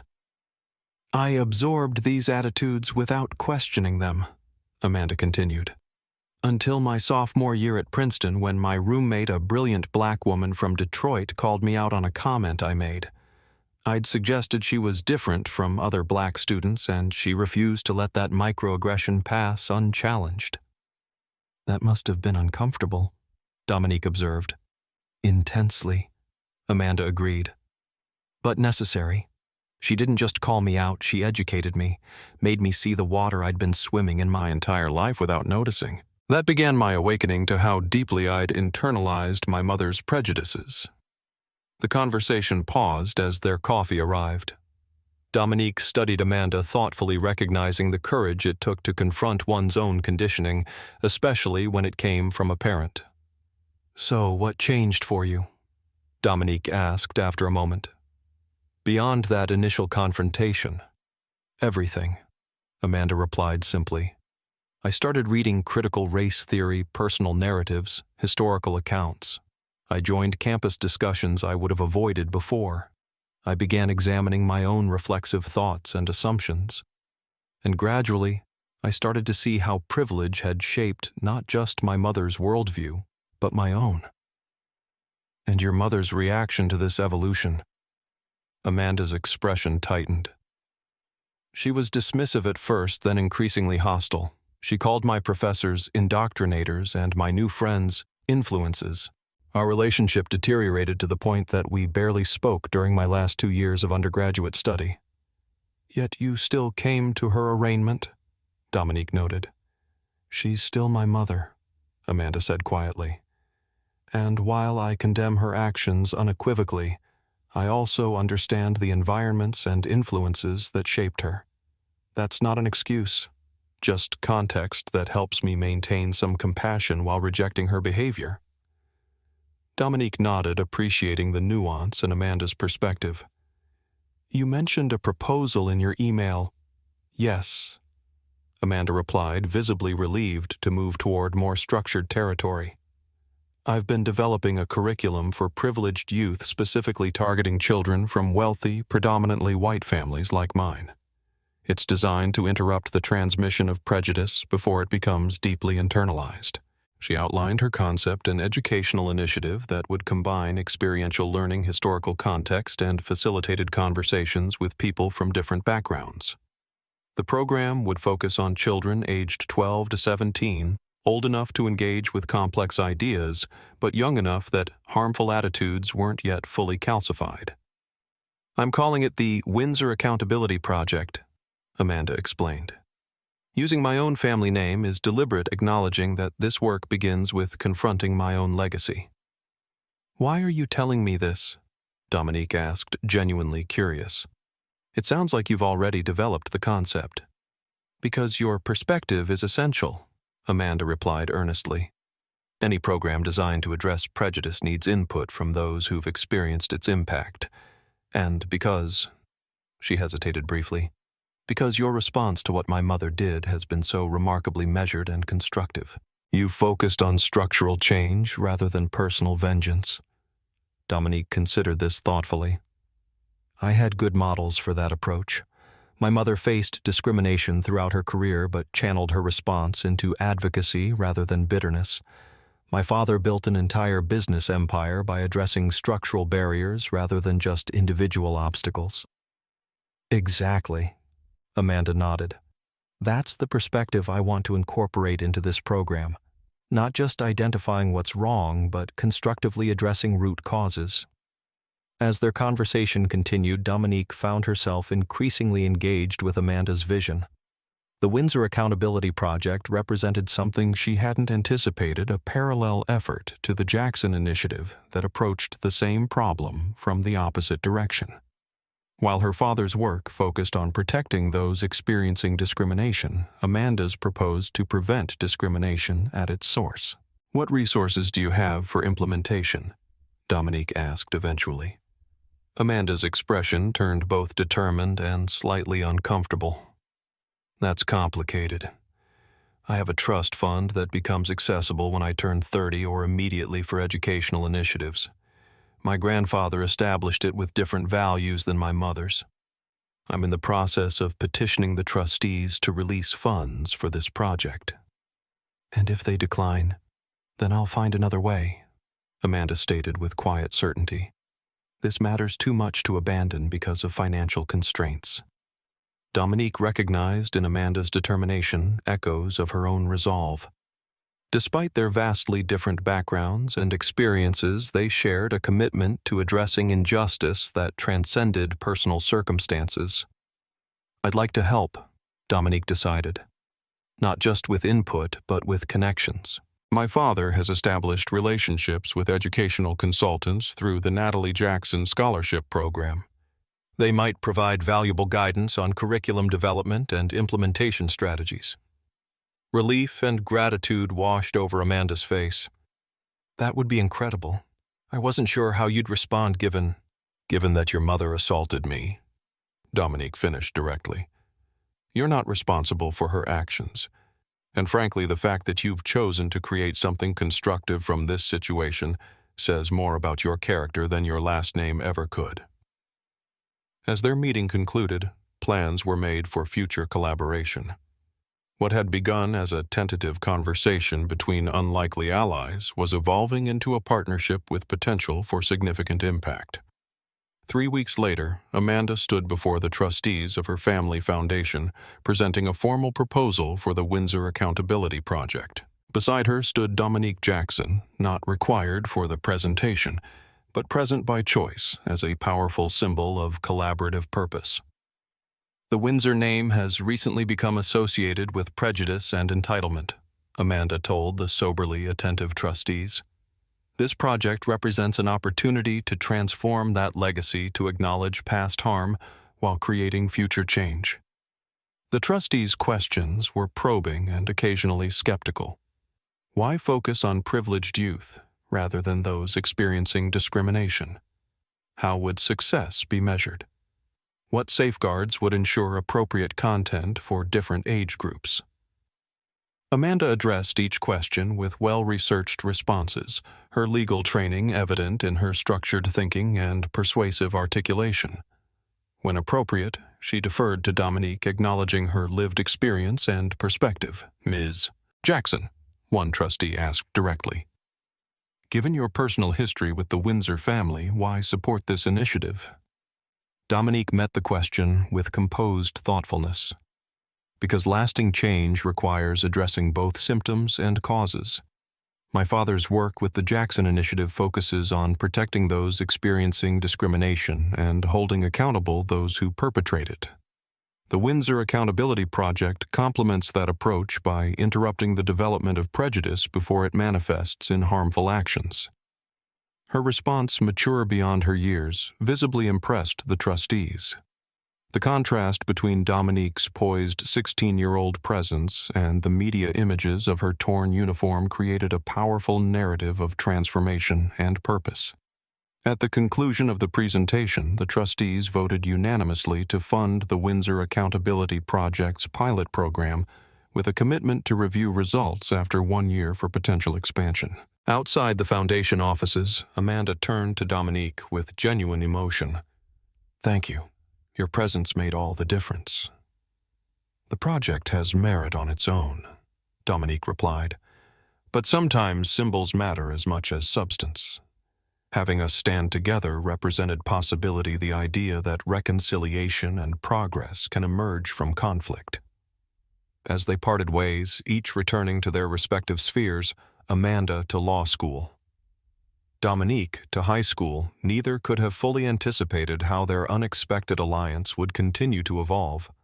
But both understood that they had created something significant, a tangible pathway for transforming a moment of discrimination into a movement for education and awareness.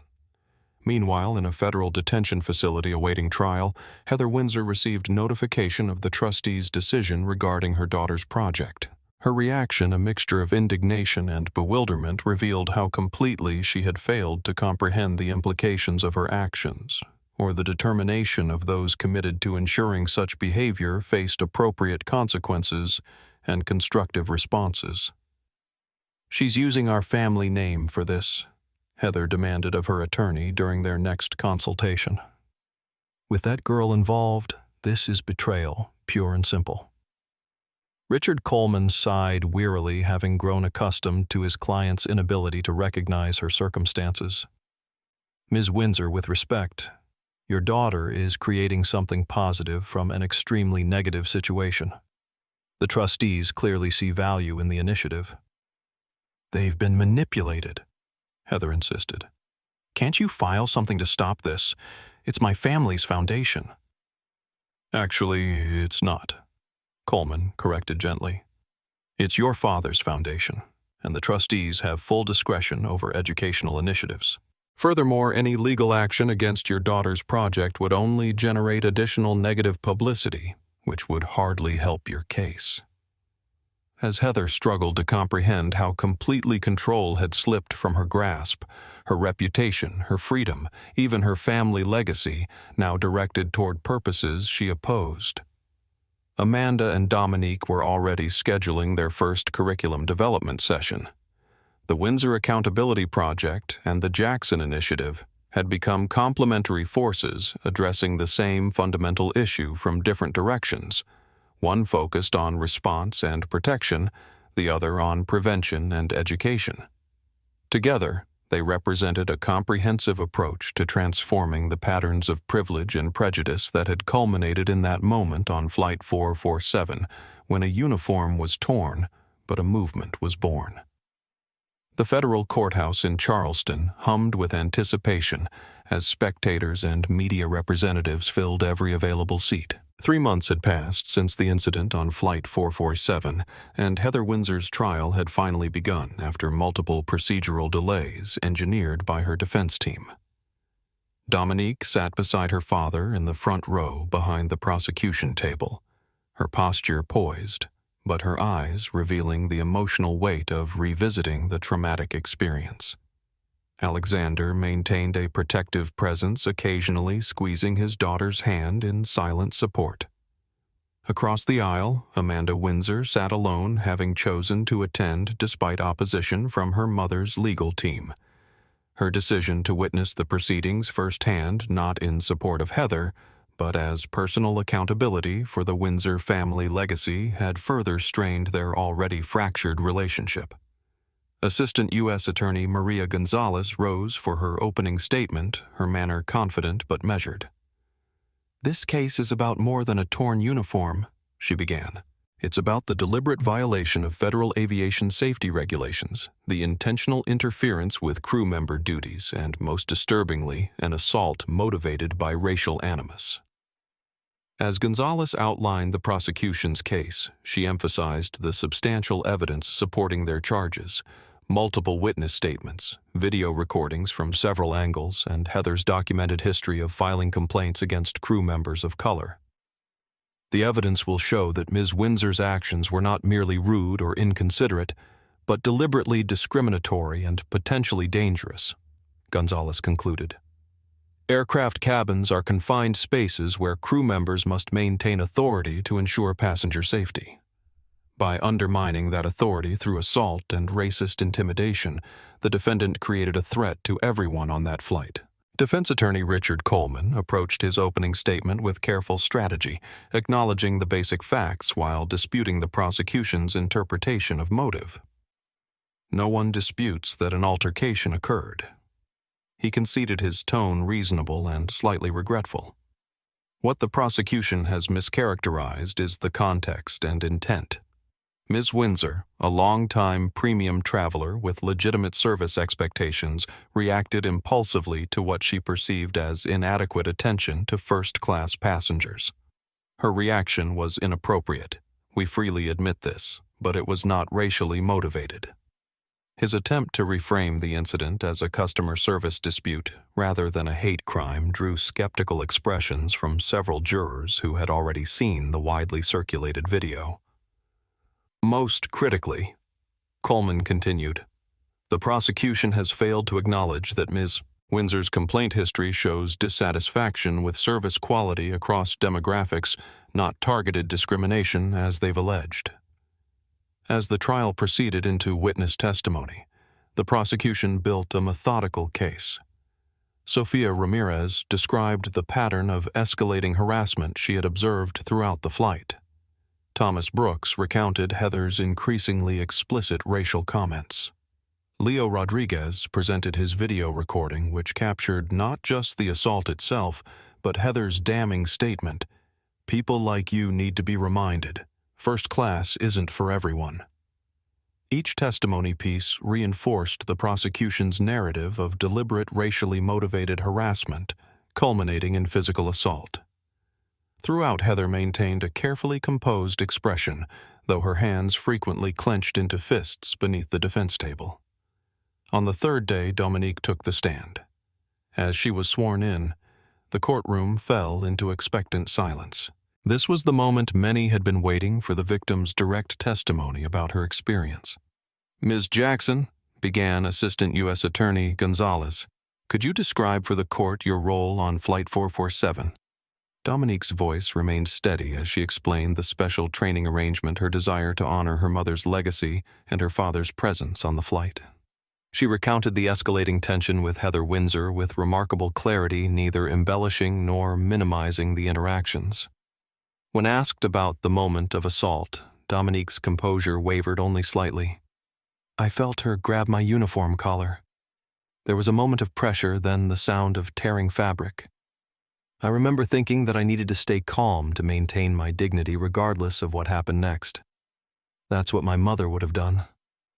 Coleman approached cross-examination cautiously aware of the potential backlash from aggressive questioning of a sympathetic teenage victim. "Ms. Jackson, you've testified that you were serving as a trainee that day, correct?"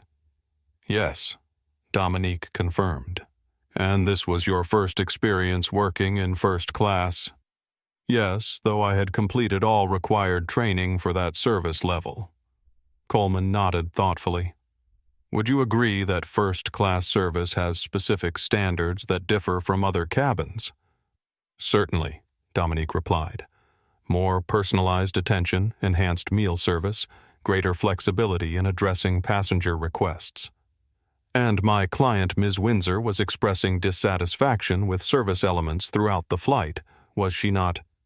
Dominique considered this carefully. She expressed dissatisfaction, yes, but not with service elements, with my presence specifically. She requested Sophia instead of me multiple times, referred to my appearance as inappropriate for first class, and made comments about people like me not belonging there. Coleman's strategy of portraying the incident as a service complaint rather than racial discrimination was faltering against Dominique's precise recollections and composed delivery.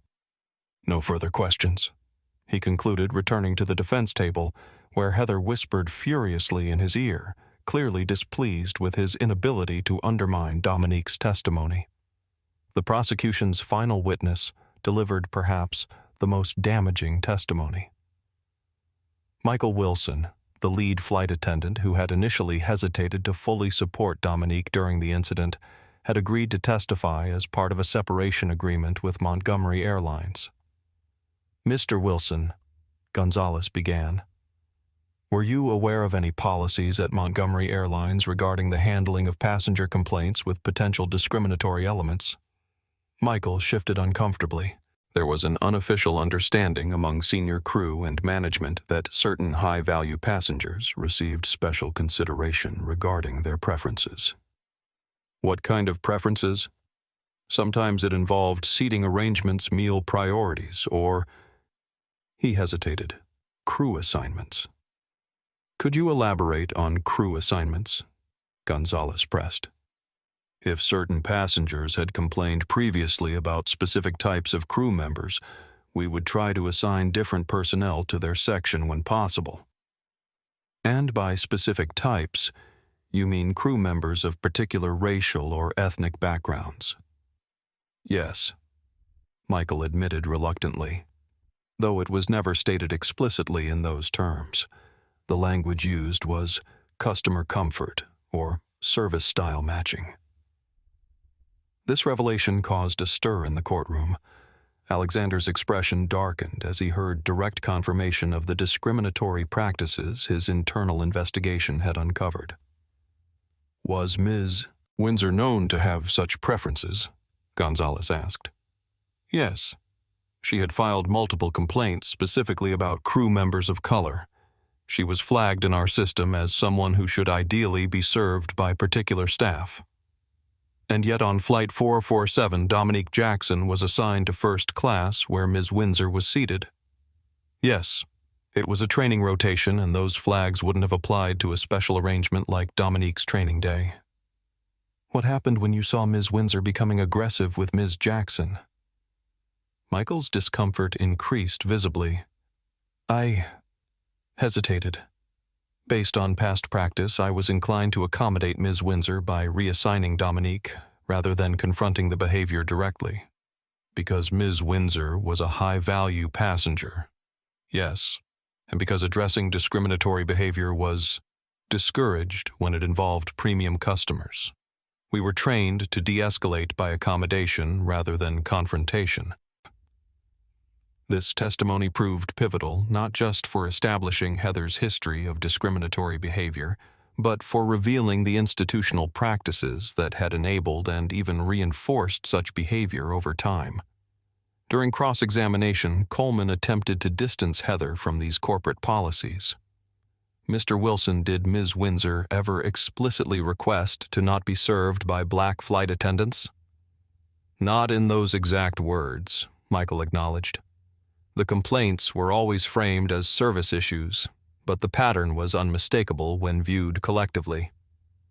"So you're interpreting her intent rather than testifying to explicit statements?" "I'm describing a pattern that was recognized and accommodated by airline management, including myself," Michael replied.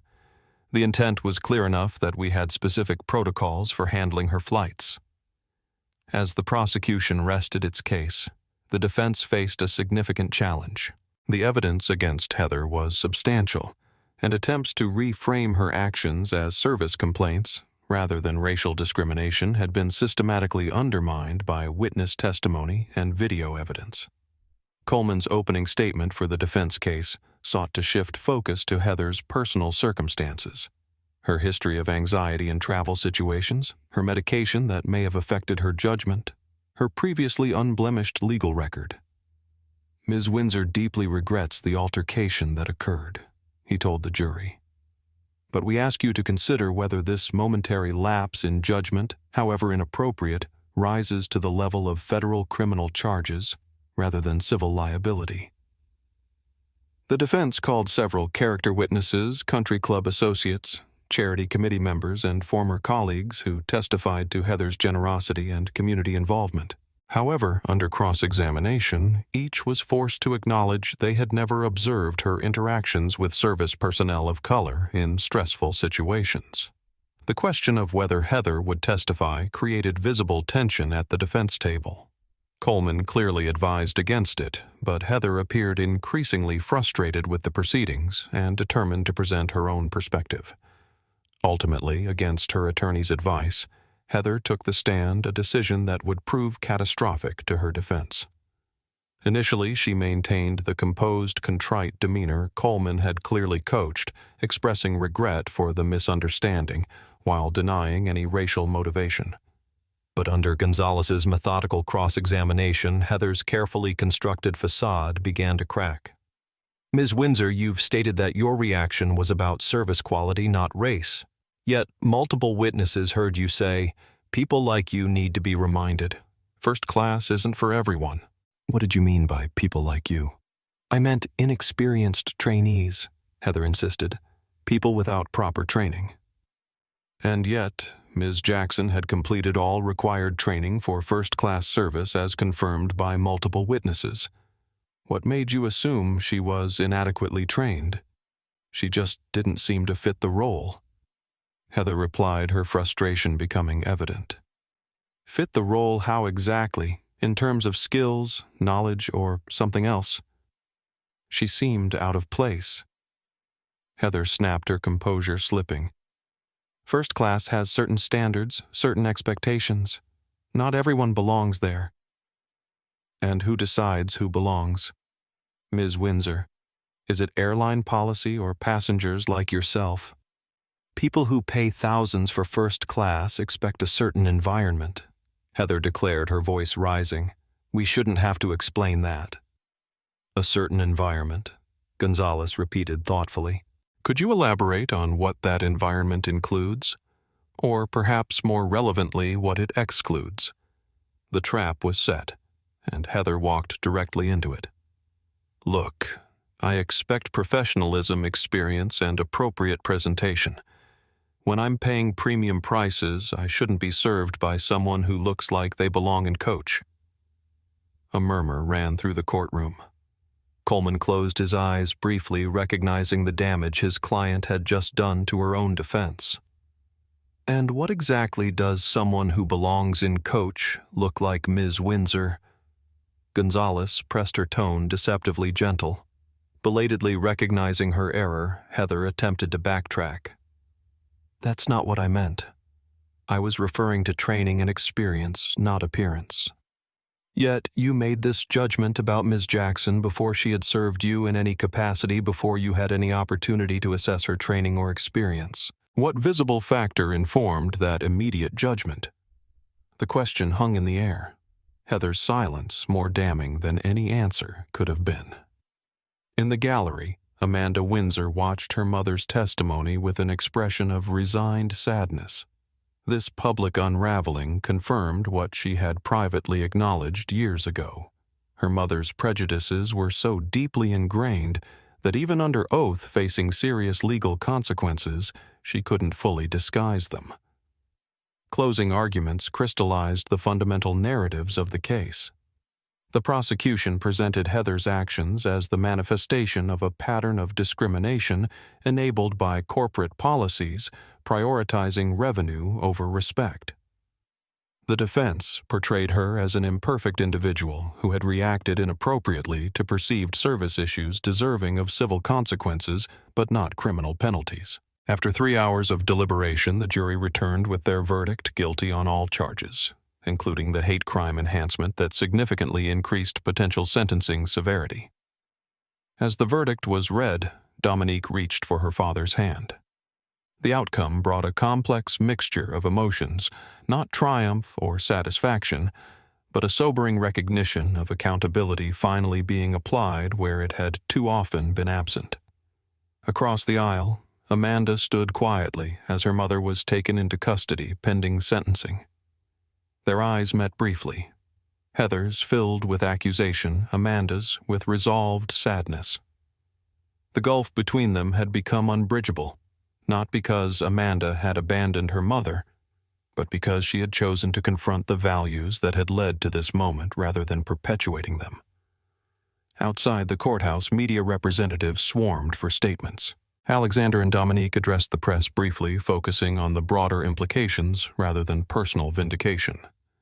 Today's verdict affirms that discriminatory behavior has consequences regardless of one's social or economic status, Alexander stated. But a single conviction doesn't solve the underlying issues. The real work continues through initiatives like the Jackson Initiative and the Windsor Accountability Project, addressing both response and prevention. As reporters called for Dominique's reaction, she stepped forward with characteristic poise. This case was never about one incident or one individual. It was about recognizing patterns that have been normalized for too long and committing to change them. That work doesn't end with today's verdict, it's only beginning. Their measured response stood in stark contrast to the sensationalized coverage the case had initially received. Rather than celebrating a win, they had framed the outcome as a step in an ongoing journey toward more equitable treatment in spaces where discrimination had historically been tolerated or even enabled. As they departed the courthouse, Thomas Brooks approached to offer congratulations and support. "Justice was served today," he observed. "But we all know the real challenge lies ahead, transforming this moment into lasting change." Alexander nodded in agreement. The legal system addressed one symptom. Our work must address the underlying causes. Dominique, watching Amanda Windsor speak briefly with her mother's attorney before departing alone, recognized that the courtroom drama represented both an ending and a beginning. The judicial process had reached its conclusion, but the work of transformation, personal, corporate, and cultural, was just beginning to unfold. 1 year after the incident on Flight 447, the expansive conference center at Montgomery Airlines headquarters buzzed with purposeful energy. Representatives from 23 airlines regulatory agencies, crew member unions, and passenger advocacy groups had gathered for the first annual Air Travel Equity Summit, an event that had evolved from the Jackson Initiative into an industry-wide movement. Alexander Jackson stood at the podium surveying the diverse assembly with measured satisfaction. 1 year ago, a single incident exposed patterns of discrimination that had persisted throughout commercial aviation for decades. Today, we gather not to celebrate how far we've come, but to honestly assess our progress and chart the course ahead. The data presented throughout the morning sessions told a compelling story of transformation in progress. 17 major airlines had implemented standardized discrimination reporting protocols, resulting in a 340% increase in documented incidents, not because discrimination had increased, but because it was no longer being suppressed or reclassified. "Transparency is the foundation of accountability," explained Sophia Ramirez, now recognized throughout the industry for her leadership of Montgomery's Passenger Equity and Crew Advocacy Division. These numbers may appear alarming, but they represent progress, the conversion of invisible patterns into visible data that can drive meaningful change. The summit featured panel discussions with flight attendants sharing previously silenced experiences, executives discussing implementation challenges, and passenger representatives providing perspective on the traveler experience. Throughout, a common theme emerged: the shift from viewing equity as a public relations concern to recognizing it as an operational priority. Thomas Brooks, whose Horizon Telecommunications had developed the industry's first passenger equity rating system, presented preliminary findings from the initial assessment cycle. Airlines that have fully implemented reformed practices are seeing significant improvements in crew retention, reduced in-flight incidents, and perhaps most surprisingly to some increased customer satisfaction across all cabin classes, he reported. This contradicts the long-held assumption that enabling discriminatory behavior from premium passengers somehow enhances their experience. In a session focused on crew empowerment, Michael Wilson made an unexpected appearance. Following his testimony and separation from Montgomery Airlines, he had become an advocate for culture change within aviation, working with smaller regional carriers to implement lessons learned from his experience. "I spent 15 years enabling a system I knew was wrong," he admitted candidly. "The hardest part of transformation is acknowledging that complicity, recognizing that neutrality in the face of discrimination is itself a form of support for the status quo." As the day progressed, attention turned to forward-looking initiatives. Elena Rivera of Suncoast Airlines announced an industry-first demographic transparency report documenting the representation of women and people of color across service positions from flight attendants and pilots to executives and board members. "We cannot address inequity without first understanding where it exists structurally," Elena explained. "This baseline data will allow us to measure progress not just in passenger treatment, but in who makes decisions about airline policies and priorities." The afternoon featured a special presentation on educational initiatives, highlighting the unexpected alliance between the Jackson Initiative and the Windsor Accountability Project. Dominique, now 17 and preparing for her senior year of high school, joined Amanda Windsor on stage to discuss their complementary approaches. While the Jackson Initiative focuses on protecting those experiencing discrimination, the Windsor Project addresses the sources of discriminatory behavior, Dominique explained. Together, these efforts create a comprehensive approach to transformation. Amanda outlined the preliminary results from the Windsor Accountability Project's pilot program, which had engaged over 200 youths from privileged backgrounds in experiential learning about bias privilege and their real-world impacts. Preliminary assessments show significant shifts in awareness and behavior among participants, she reported. Perhaps most encouragingly, we're seeing these young people return to their families and communities as advocates for change, rather than perpetuators of problematic patterns. The summit concluded with Alexander announcing the expansion of the Natalie Jackson Scholarship Program, which would now support 50 students annually pursuing careers in aviation, hospitality, and civil rights law, a tenfold increase from its initial scope. Sustainable change requires not just reformed policies, but transformed leadership, he emphasized. These scholarships represent our investment in the next generation of industry leaders who will bring diverse perspectives to decisions that have historically been made from limited viewpoints. As attendees networked during the closing reception, Dominique found herself approached by a young flight attendant who introduced herself as Jasmine Torres. "I just wanted to thank you personally," Jasmine said earnestly. "I'm one of Sophia's new hires, and the changes implemented since what happened to you, they've completely transformed how I experience this job." "How so?" Dominique asked, genuinely interested. "I don't have to pretend not to notice when passengers treat me differently because of my appearance," Jasmine explained. "There are actual consequences now, actual support structures. And knowing that leadership all the way up to your father prioritizes our dignity as much as passenger satisfaction.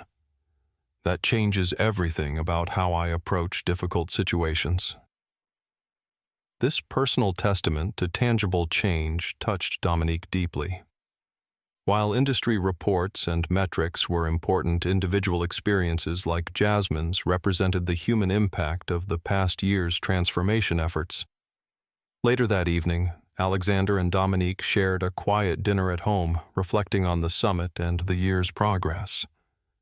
"Mom would be proud," Dominique observed absently, touching the silver wing pin she still wore daily.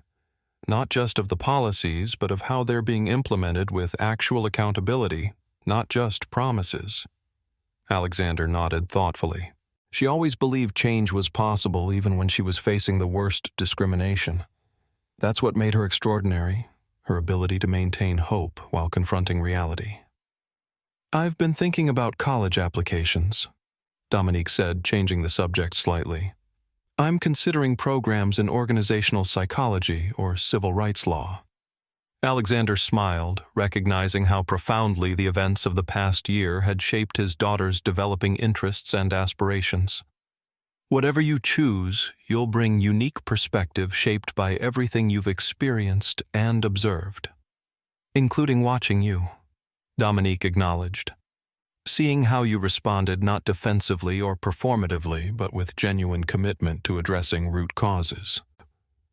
As their conversation continued, Dominique shared her ongoing communication with Amanda, whose Windsor Accountability Project was gaining recognition in educational circles and being adapted for implementation in private schools across the country. "She's received an invitation to present at a conference on privilege and education next month," Dominique reported. "It's remarkable how she's transformed her family legacy from something shameful into a catalyst for positive change." "Much as you've done with your mother's experience," Alexander observed. "Taking something painful and creating purpose from it." The transformation blueprint developed over the past year extended far beyond corporate policies or even industry practices. It encompassed personal journeys like Amanda's evolution from beneficiary of privilege to advocate for accountability, institutional changes like Montgomery Airlines' structural reforms, and cultural shifts in how discrimination was recognized and addressed. Yet both father and daughter recognized that the work remained incomplete. The increased transparency had revealed how deeply entrenched certain patterns were, and resistance to change persisted in pockets throughout the industry. Some airlines had embraced reforms sincerely. Others had implemented superficial changes while maintaining problematic practices beneath the surface. "This is generational work," Alexander acknowledged as they concluded their evening. "We've made meaningful progress, but true transformation will require sustained commitment over years, not months." Dominique nodded in agreement, her expression reflecting both satisfaction with what had been accomplished and determination regarding what remained to be done. At 17, she had already experienced both the painful reality of discrimination and the challenging possibility of creating change in response experiences that would shape her path forward, whatever specific direction she chose. As she prepared for bed that night, Dominique paused before the framed photograph of her mother in uniform that had resided on her nightstand since childhood. The image that had once represented primarily personal loss now carried additional layers of meaning, legacy, purpose, and the continuing journey toward a world where dignity was not determined by appearance or background, but recognized as the inherent right of every individual. The transformation blueprint was ambitious, yet practical, visionary, yet grounded in measurable actions. And while its full implementation would require ongoing effort beyond any single initiative or individual, the foundation had been firmly established, built from a moment of discrimination, transformed through determination into a movement for lasting change. The grand ballroom of the International Aviation Conference Center sparkled with camera flashes as industry leaders, government officials, and media representatives gathered for the milestone 5th anniversary of the Air Travel Equity Initiative. What had begun as the Jackson Initiative had evolved into a global standard for addressing discrimination in commercial transportation, with implementation across 147 airlines in 76 countries. At the podium stood Dominique Jackson, now 21, and in her final year at Georgetown University's Law Center. Her poised confidence reflected not just the poised teenager who had faced discrimination with dignity 5 years earlier, but the emerging leader she had become, articulate, thoughtful, and increasingly influential in her own right. 5 years ago, a torn uniform became an unexpected catalyst for examining patterns of discrimination that had persisted for decades. She began, her voice carrying the measured authority that reminded many of her father. Today we gather not to celebrate completion, but to acknowledge progress while recommitting to the work that remains. The statistics presented throughout the evening told a compelling story of transformation. Crew member retention had increased by 32% across participating airlines. Documented discrimination incidents had initially spiked as reporting improved, then steadily declined as accountability mechanisms took effect. Passenger satisfaction had improved across all cabin classes, contradicting early concerns that addressing discriminatory behavior might somehow diminish the premium travel experience. Perhaps most significantly, Dominique noted, the culture of silence has been replaced by a culture of accountability. 5 years ago, 78% of flight attendants reported having witnessed discrimination without feeling empowered to address it. Today, that number has dropped to 17%, still too high, but representing meaningful progress in creating environments where respect is normalized rather than exceptional. From his seat in the front row, Alexander Jackson watched his daughter with unmistakable pride. At 50, his temples now showed more silver than black, but his commanding presence remained unchanged. Beside him sat Thomas Brooks, now 65, and recently retired from Horizon Telecommunications, though he remained active as chairman emeritus of the Air Travel Equity Board. "She's remarkable," Thomas commented quietly. "Every bit her mother's daughter, but with her own distinctive voice." Alexander nodded in agreement. Natalie laid the foundation through her quiet persistence. Dominique is building something extraordinary on that foundation. The evening's program featured a series of presentations highlighting different aspects of the initiative's impact. Sofia Ramirez, whose promotion to executive vice president had made her one of the highest-ranking Latina executives in commercial aviation, presented findings from the comprehensive 5-year assessment of crew experiences. "The transformation extends beyond statistics," Sofia emphasized. "We're seeing fundamental shifts in how crew members experience their roles not as passive recipients of passenger behavior, but as empowered professionals responsible for maintaining respectful environments." Elena Rivera, whose leadership at Suncoast Airlines had established industry-leading practices for demographic transparency and inclusive hiring, presented compelling data on the business benefits of equitable practices. Airlines with the highest equity ratings have consistently outperformed their competitors in customer loyalty, employee retention, and even stock performance, Elena reported. The myth that enabling discriminatory behavior from high-value customers somehow benefits. The bottom line has been thoroughly debunked by 5 years of operational data. As the formal presentations concluded, Dominique returned to the podium to introduce the evening's final speaker, a surprise addition to the program that had been carefully guarded until this moment. 5 years ago, an unexpected alliance formed between two initiatives approaching the same challenge from different directions, she explained. The Windsor Accountability Project has become a powerful complement to the industry reforms we've implemented, addressing the root causes of discriminatory behavior rather than just its manifestations. Please welcome Amanda Windsor. Applause greeted Amanda as she joined Dominique at the podium. At 33, Amanda had transformed from the uncertain law student who had approached Dominique 5 years earlier into a recognized authority on privilege education and accountability. Her Windsor Accountability Project now operated in 17 countries, with programs ranging from early childhood education to corporate leadership training. When I first reached out to Dominique after my mother's arrest, I had no idea that conversation would lead to a global educational initiative, Amanda acknowledged. I simply knew that patterns of prejudice are transmitted generationally unless deliberately interrupted, and I felt responsible for ensuring my family name became associated with breaking that cycle rather than perpetuating it. The collaboration between the Jackson and Windsor initiatives had become a case study in complementary approaches to social transformation, one focused on institutional accountability, the other on individual awareness and behavior change. Today, I'm proud to announce the formal integration of these efforts through the establishment of the Equity in Transit Foundation, Amanda continued. This independent organization will coordinate implementation of the Jackson Protocol for Institutional Accountability and the Windsor Curriculum for Education and Prevention, creating a comprehensive approach to addressing discrimination in all forms of commercial transportation. The announcement generated enthusiastic response from the assembled guests, representing as it did the natural evolution of what had begun as separate responses to a single incident. As the formal program transitioned to a networking reception, Dominique found herself approached by an elegantly dressed woman who introduced herself as Gabriela Morales Rodriguez. "You probably don't remember me," Gabriela began, "but I was on Flight 447.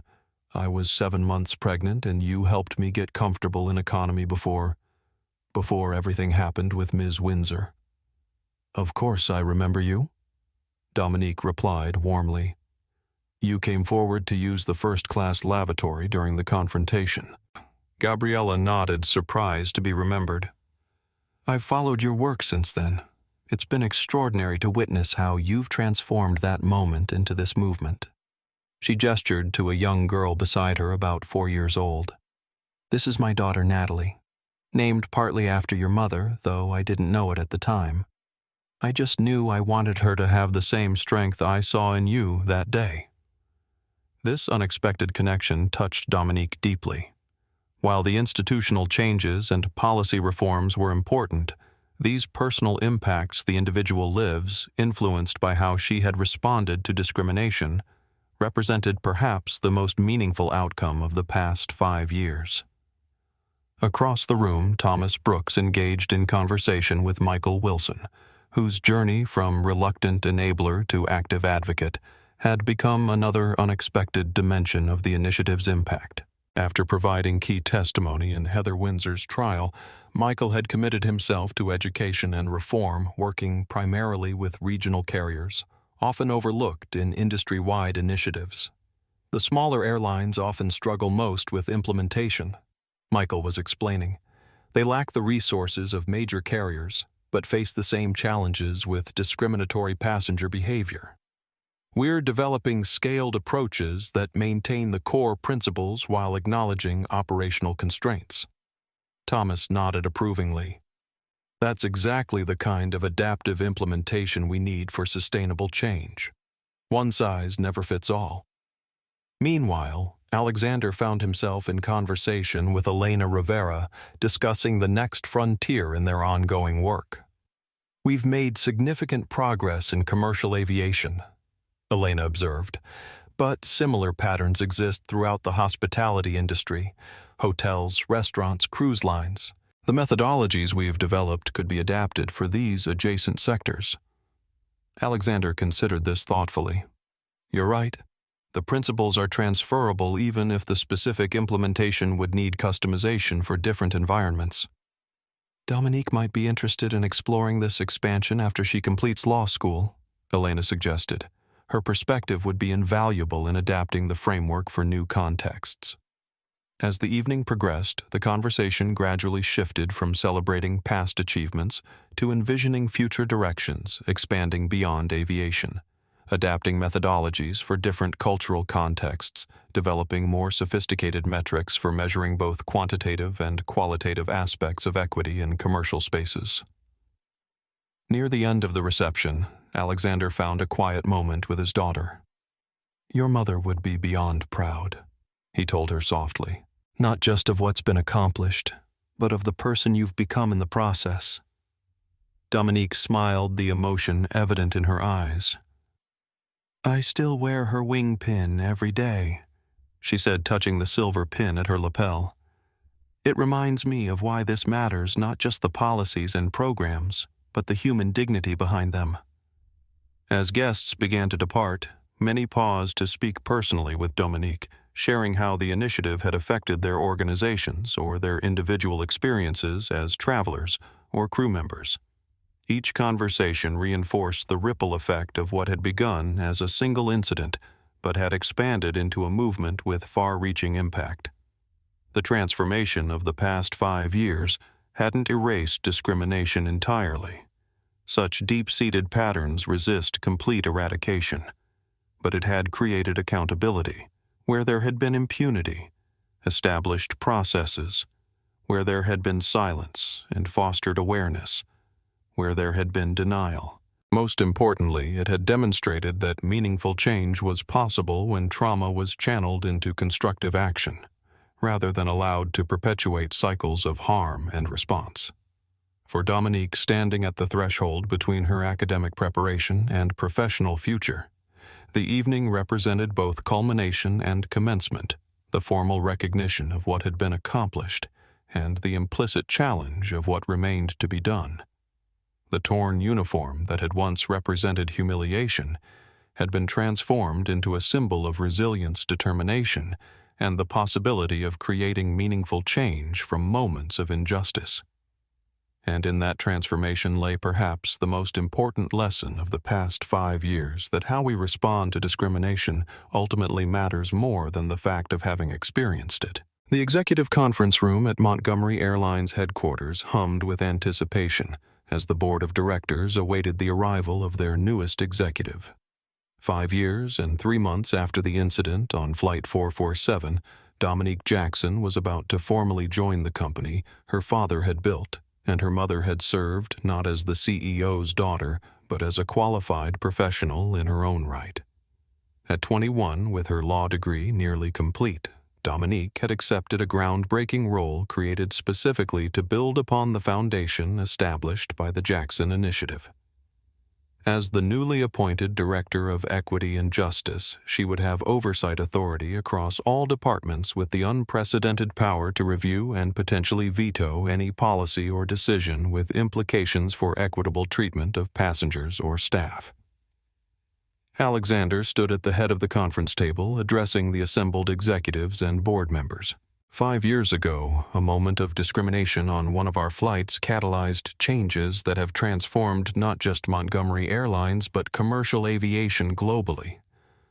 Today, we take the next logical step in that evolution by establishing equity and justice as core operational priorities rather than peripheral considerations. The door opened and Dominique entered poised, professional, and purposeful in a navy suit that subtly echoed both her mother's flight attendant uniform and the one that had been torn during that pivotal incident. The silver wing pin at her lapel caught the light as she took her place beside her father. "Thank you for this opportunity," she began, her voice steady and assured. "I accept this position with full awareness of both its responsibilities and its symbolic importance." The Director of Equity and Justice role represents our commitment to embedding these principles in every aspect of our operations, from hiring and promotion practices to passenger policies to corporate governance. Thomas Brooks, who had joined Montgomery's board following his retirement from Horizon Telecommunications, nodded approvingly. At 65, he had become a respected elder statesman in the industry, his advocacy for equity reinforced by the proven business benefits of reformed practices. As Dominique outlines her vision for this role, Thomas addressed his fellow board members. "I want to emphasize that this is not merely symbolic. The authority vested in this position represents our recognition that equity considerations must have equal weight with financial and operational priorities in our decision-making processes."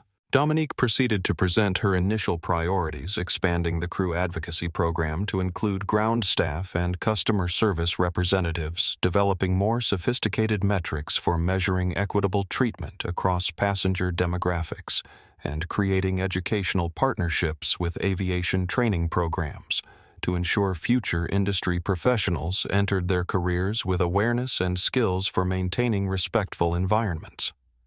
Throughout her presentation, Dominique demonstrated the balanced perspective that had become her hallmark: pragmatic, without compromising principles, visionary, without losing sight of practical implementation challenges, and always focused on tangible improvements in human experience rather than abstract ideals or performative gestures.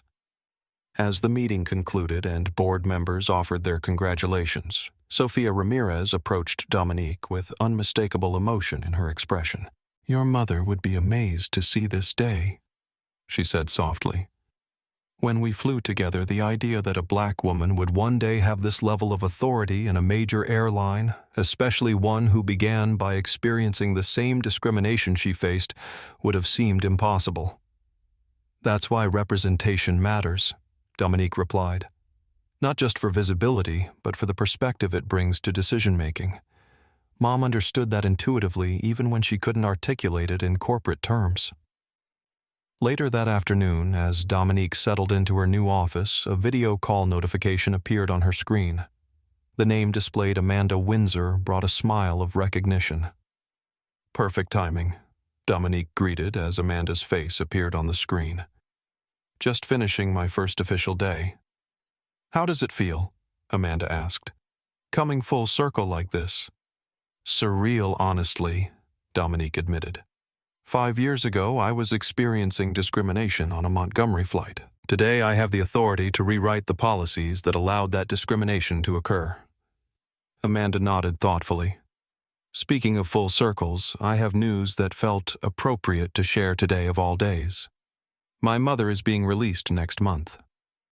Heather Windsor had been sentenced to 4 years in federal prison following her conviction, a term reduced slightly for good behavior. Her case had become a landmark in aviation law, establishing precedent for how discriminatory assault on flight crews would be prosecuted and sentenced. "How do you feel about her release?" Dominique asked carefully, aware of the complex emotions this must evoke for Amanda. "Conflicted," Amanda acknowledged honestly. "She's still my mother despite everything. But our recent communications suggest she remains unchanged in many ways. She views herself as a victim of circumstance rather than accepting responsibility for her actions and their consequences." "And you?" Dominique inquired. "How has this journey been for you?" Amanda's expression reflected the weight and wisdom gained through difficult personal reckoning. "Transformative. Painful, but necessary. Building the Windsor Accountability Project forced me to examine my own inherited prejudices in ways I might otherwise have avoided. I'd like to think I've broken the cycle, at least in my generation." Their conversation shifted to the ongoing collaboration between their respective initiatives, which had expanded beyond aviation to address discriminatory patterns in hotels, restaurants, and other service industries. The Windsor-Jackson methodology, as it had come to be known in educational circles, had proven adaptable across contexts where privilege and service intersected. As they concluded their call, Amanda offered a final reflection that captured the essence of their unlikely alliance. 5 years ago, your torn uniform became a symbol of injustice. Today, it represents the possibility of transformation, not just of policies, but of perspectives." That evening, Alexander and Dominique visited Natalie's grave together, a ritual they maintained on significant milestones. The headstone, elegant in its simplicity, bore the addition of a small bronze plaque installed on the 3rd anniversary of Flight 447. "Her legacy lives in skies made more just through her daughter's courage." "I sometimes wonder if we would have uncovered those discriminatory patterns without the catalyst of what happened to you," Alexander mused as they stood before the grave. "The airline had those practices for years even after I acquired it and implemented what I thought were comprehensive reforms." "Sometimes it takes a visible incident to expose invisible patterns," Dominique replied. "What matters isn't that it happened, but how we responded to it." Alexander nodded in agreement. "Your response has been extraordinary, transforming a personal trauma into institutional change that benefits countless others." "Not just my response," Dominique corrected gently. "Our response. The Jackson Initiative succeeded because you were willing to acknowledge structural failures without defensiveness to use your position and resources for substantive reform rather than damage control." As they prepared to leave, Dominique placed a fresh bouquet beside the headstone, then touched her mother's name with quiet reverence. I understood what she faced in a different way after experiencing it myself, she reflected.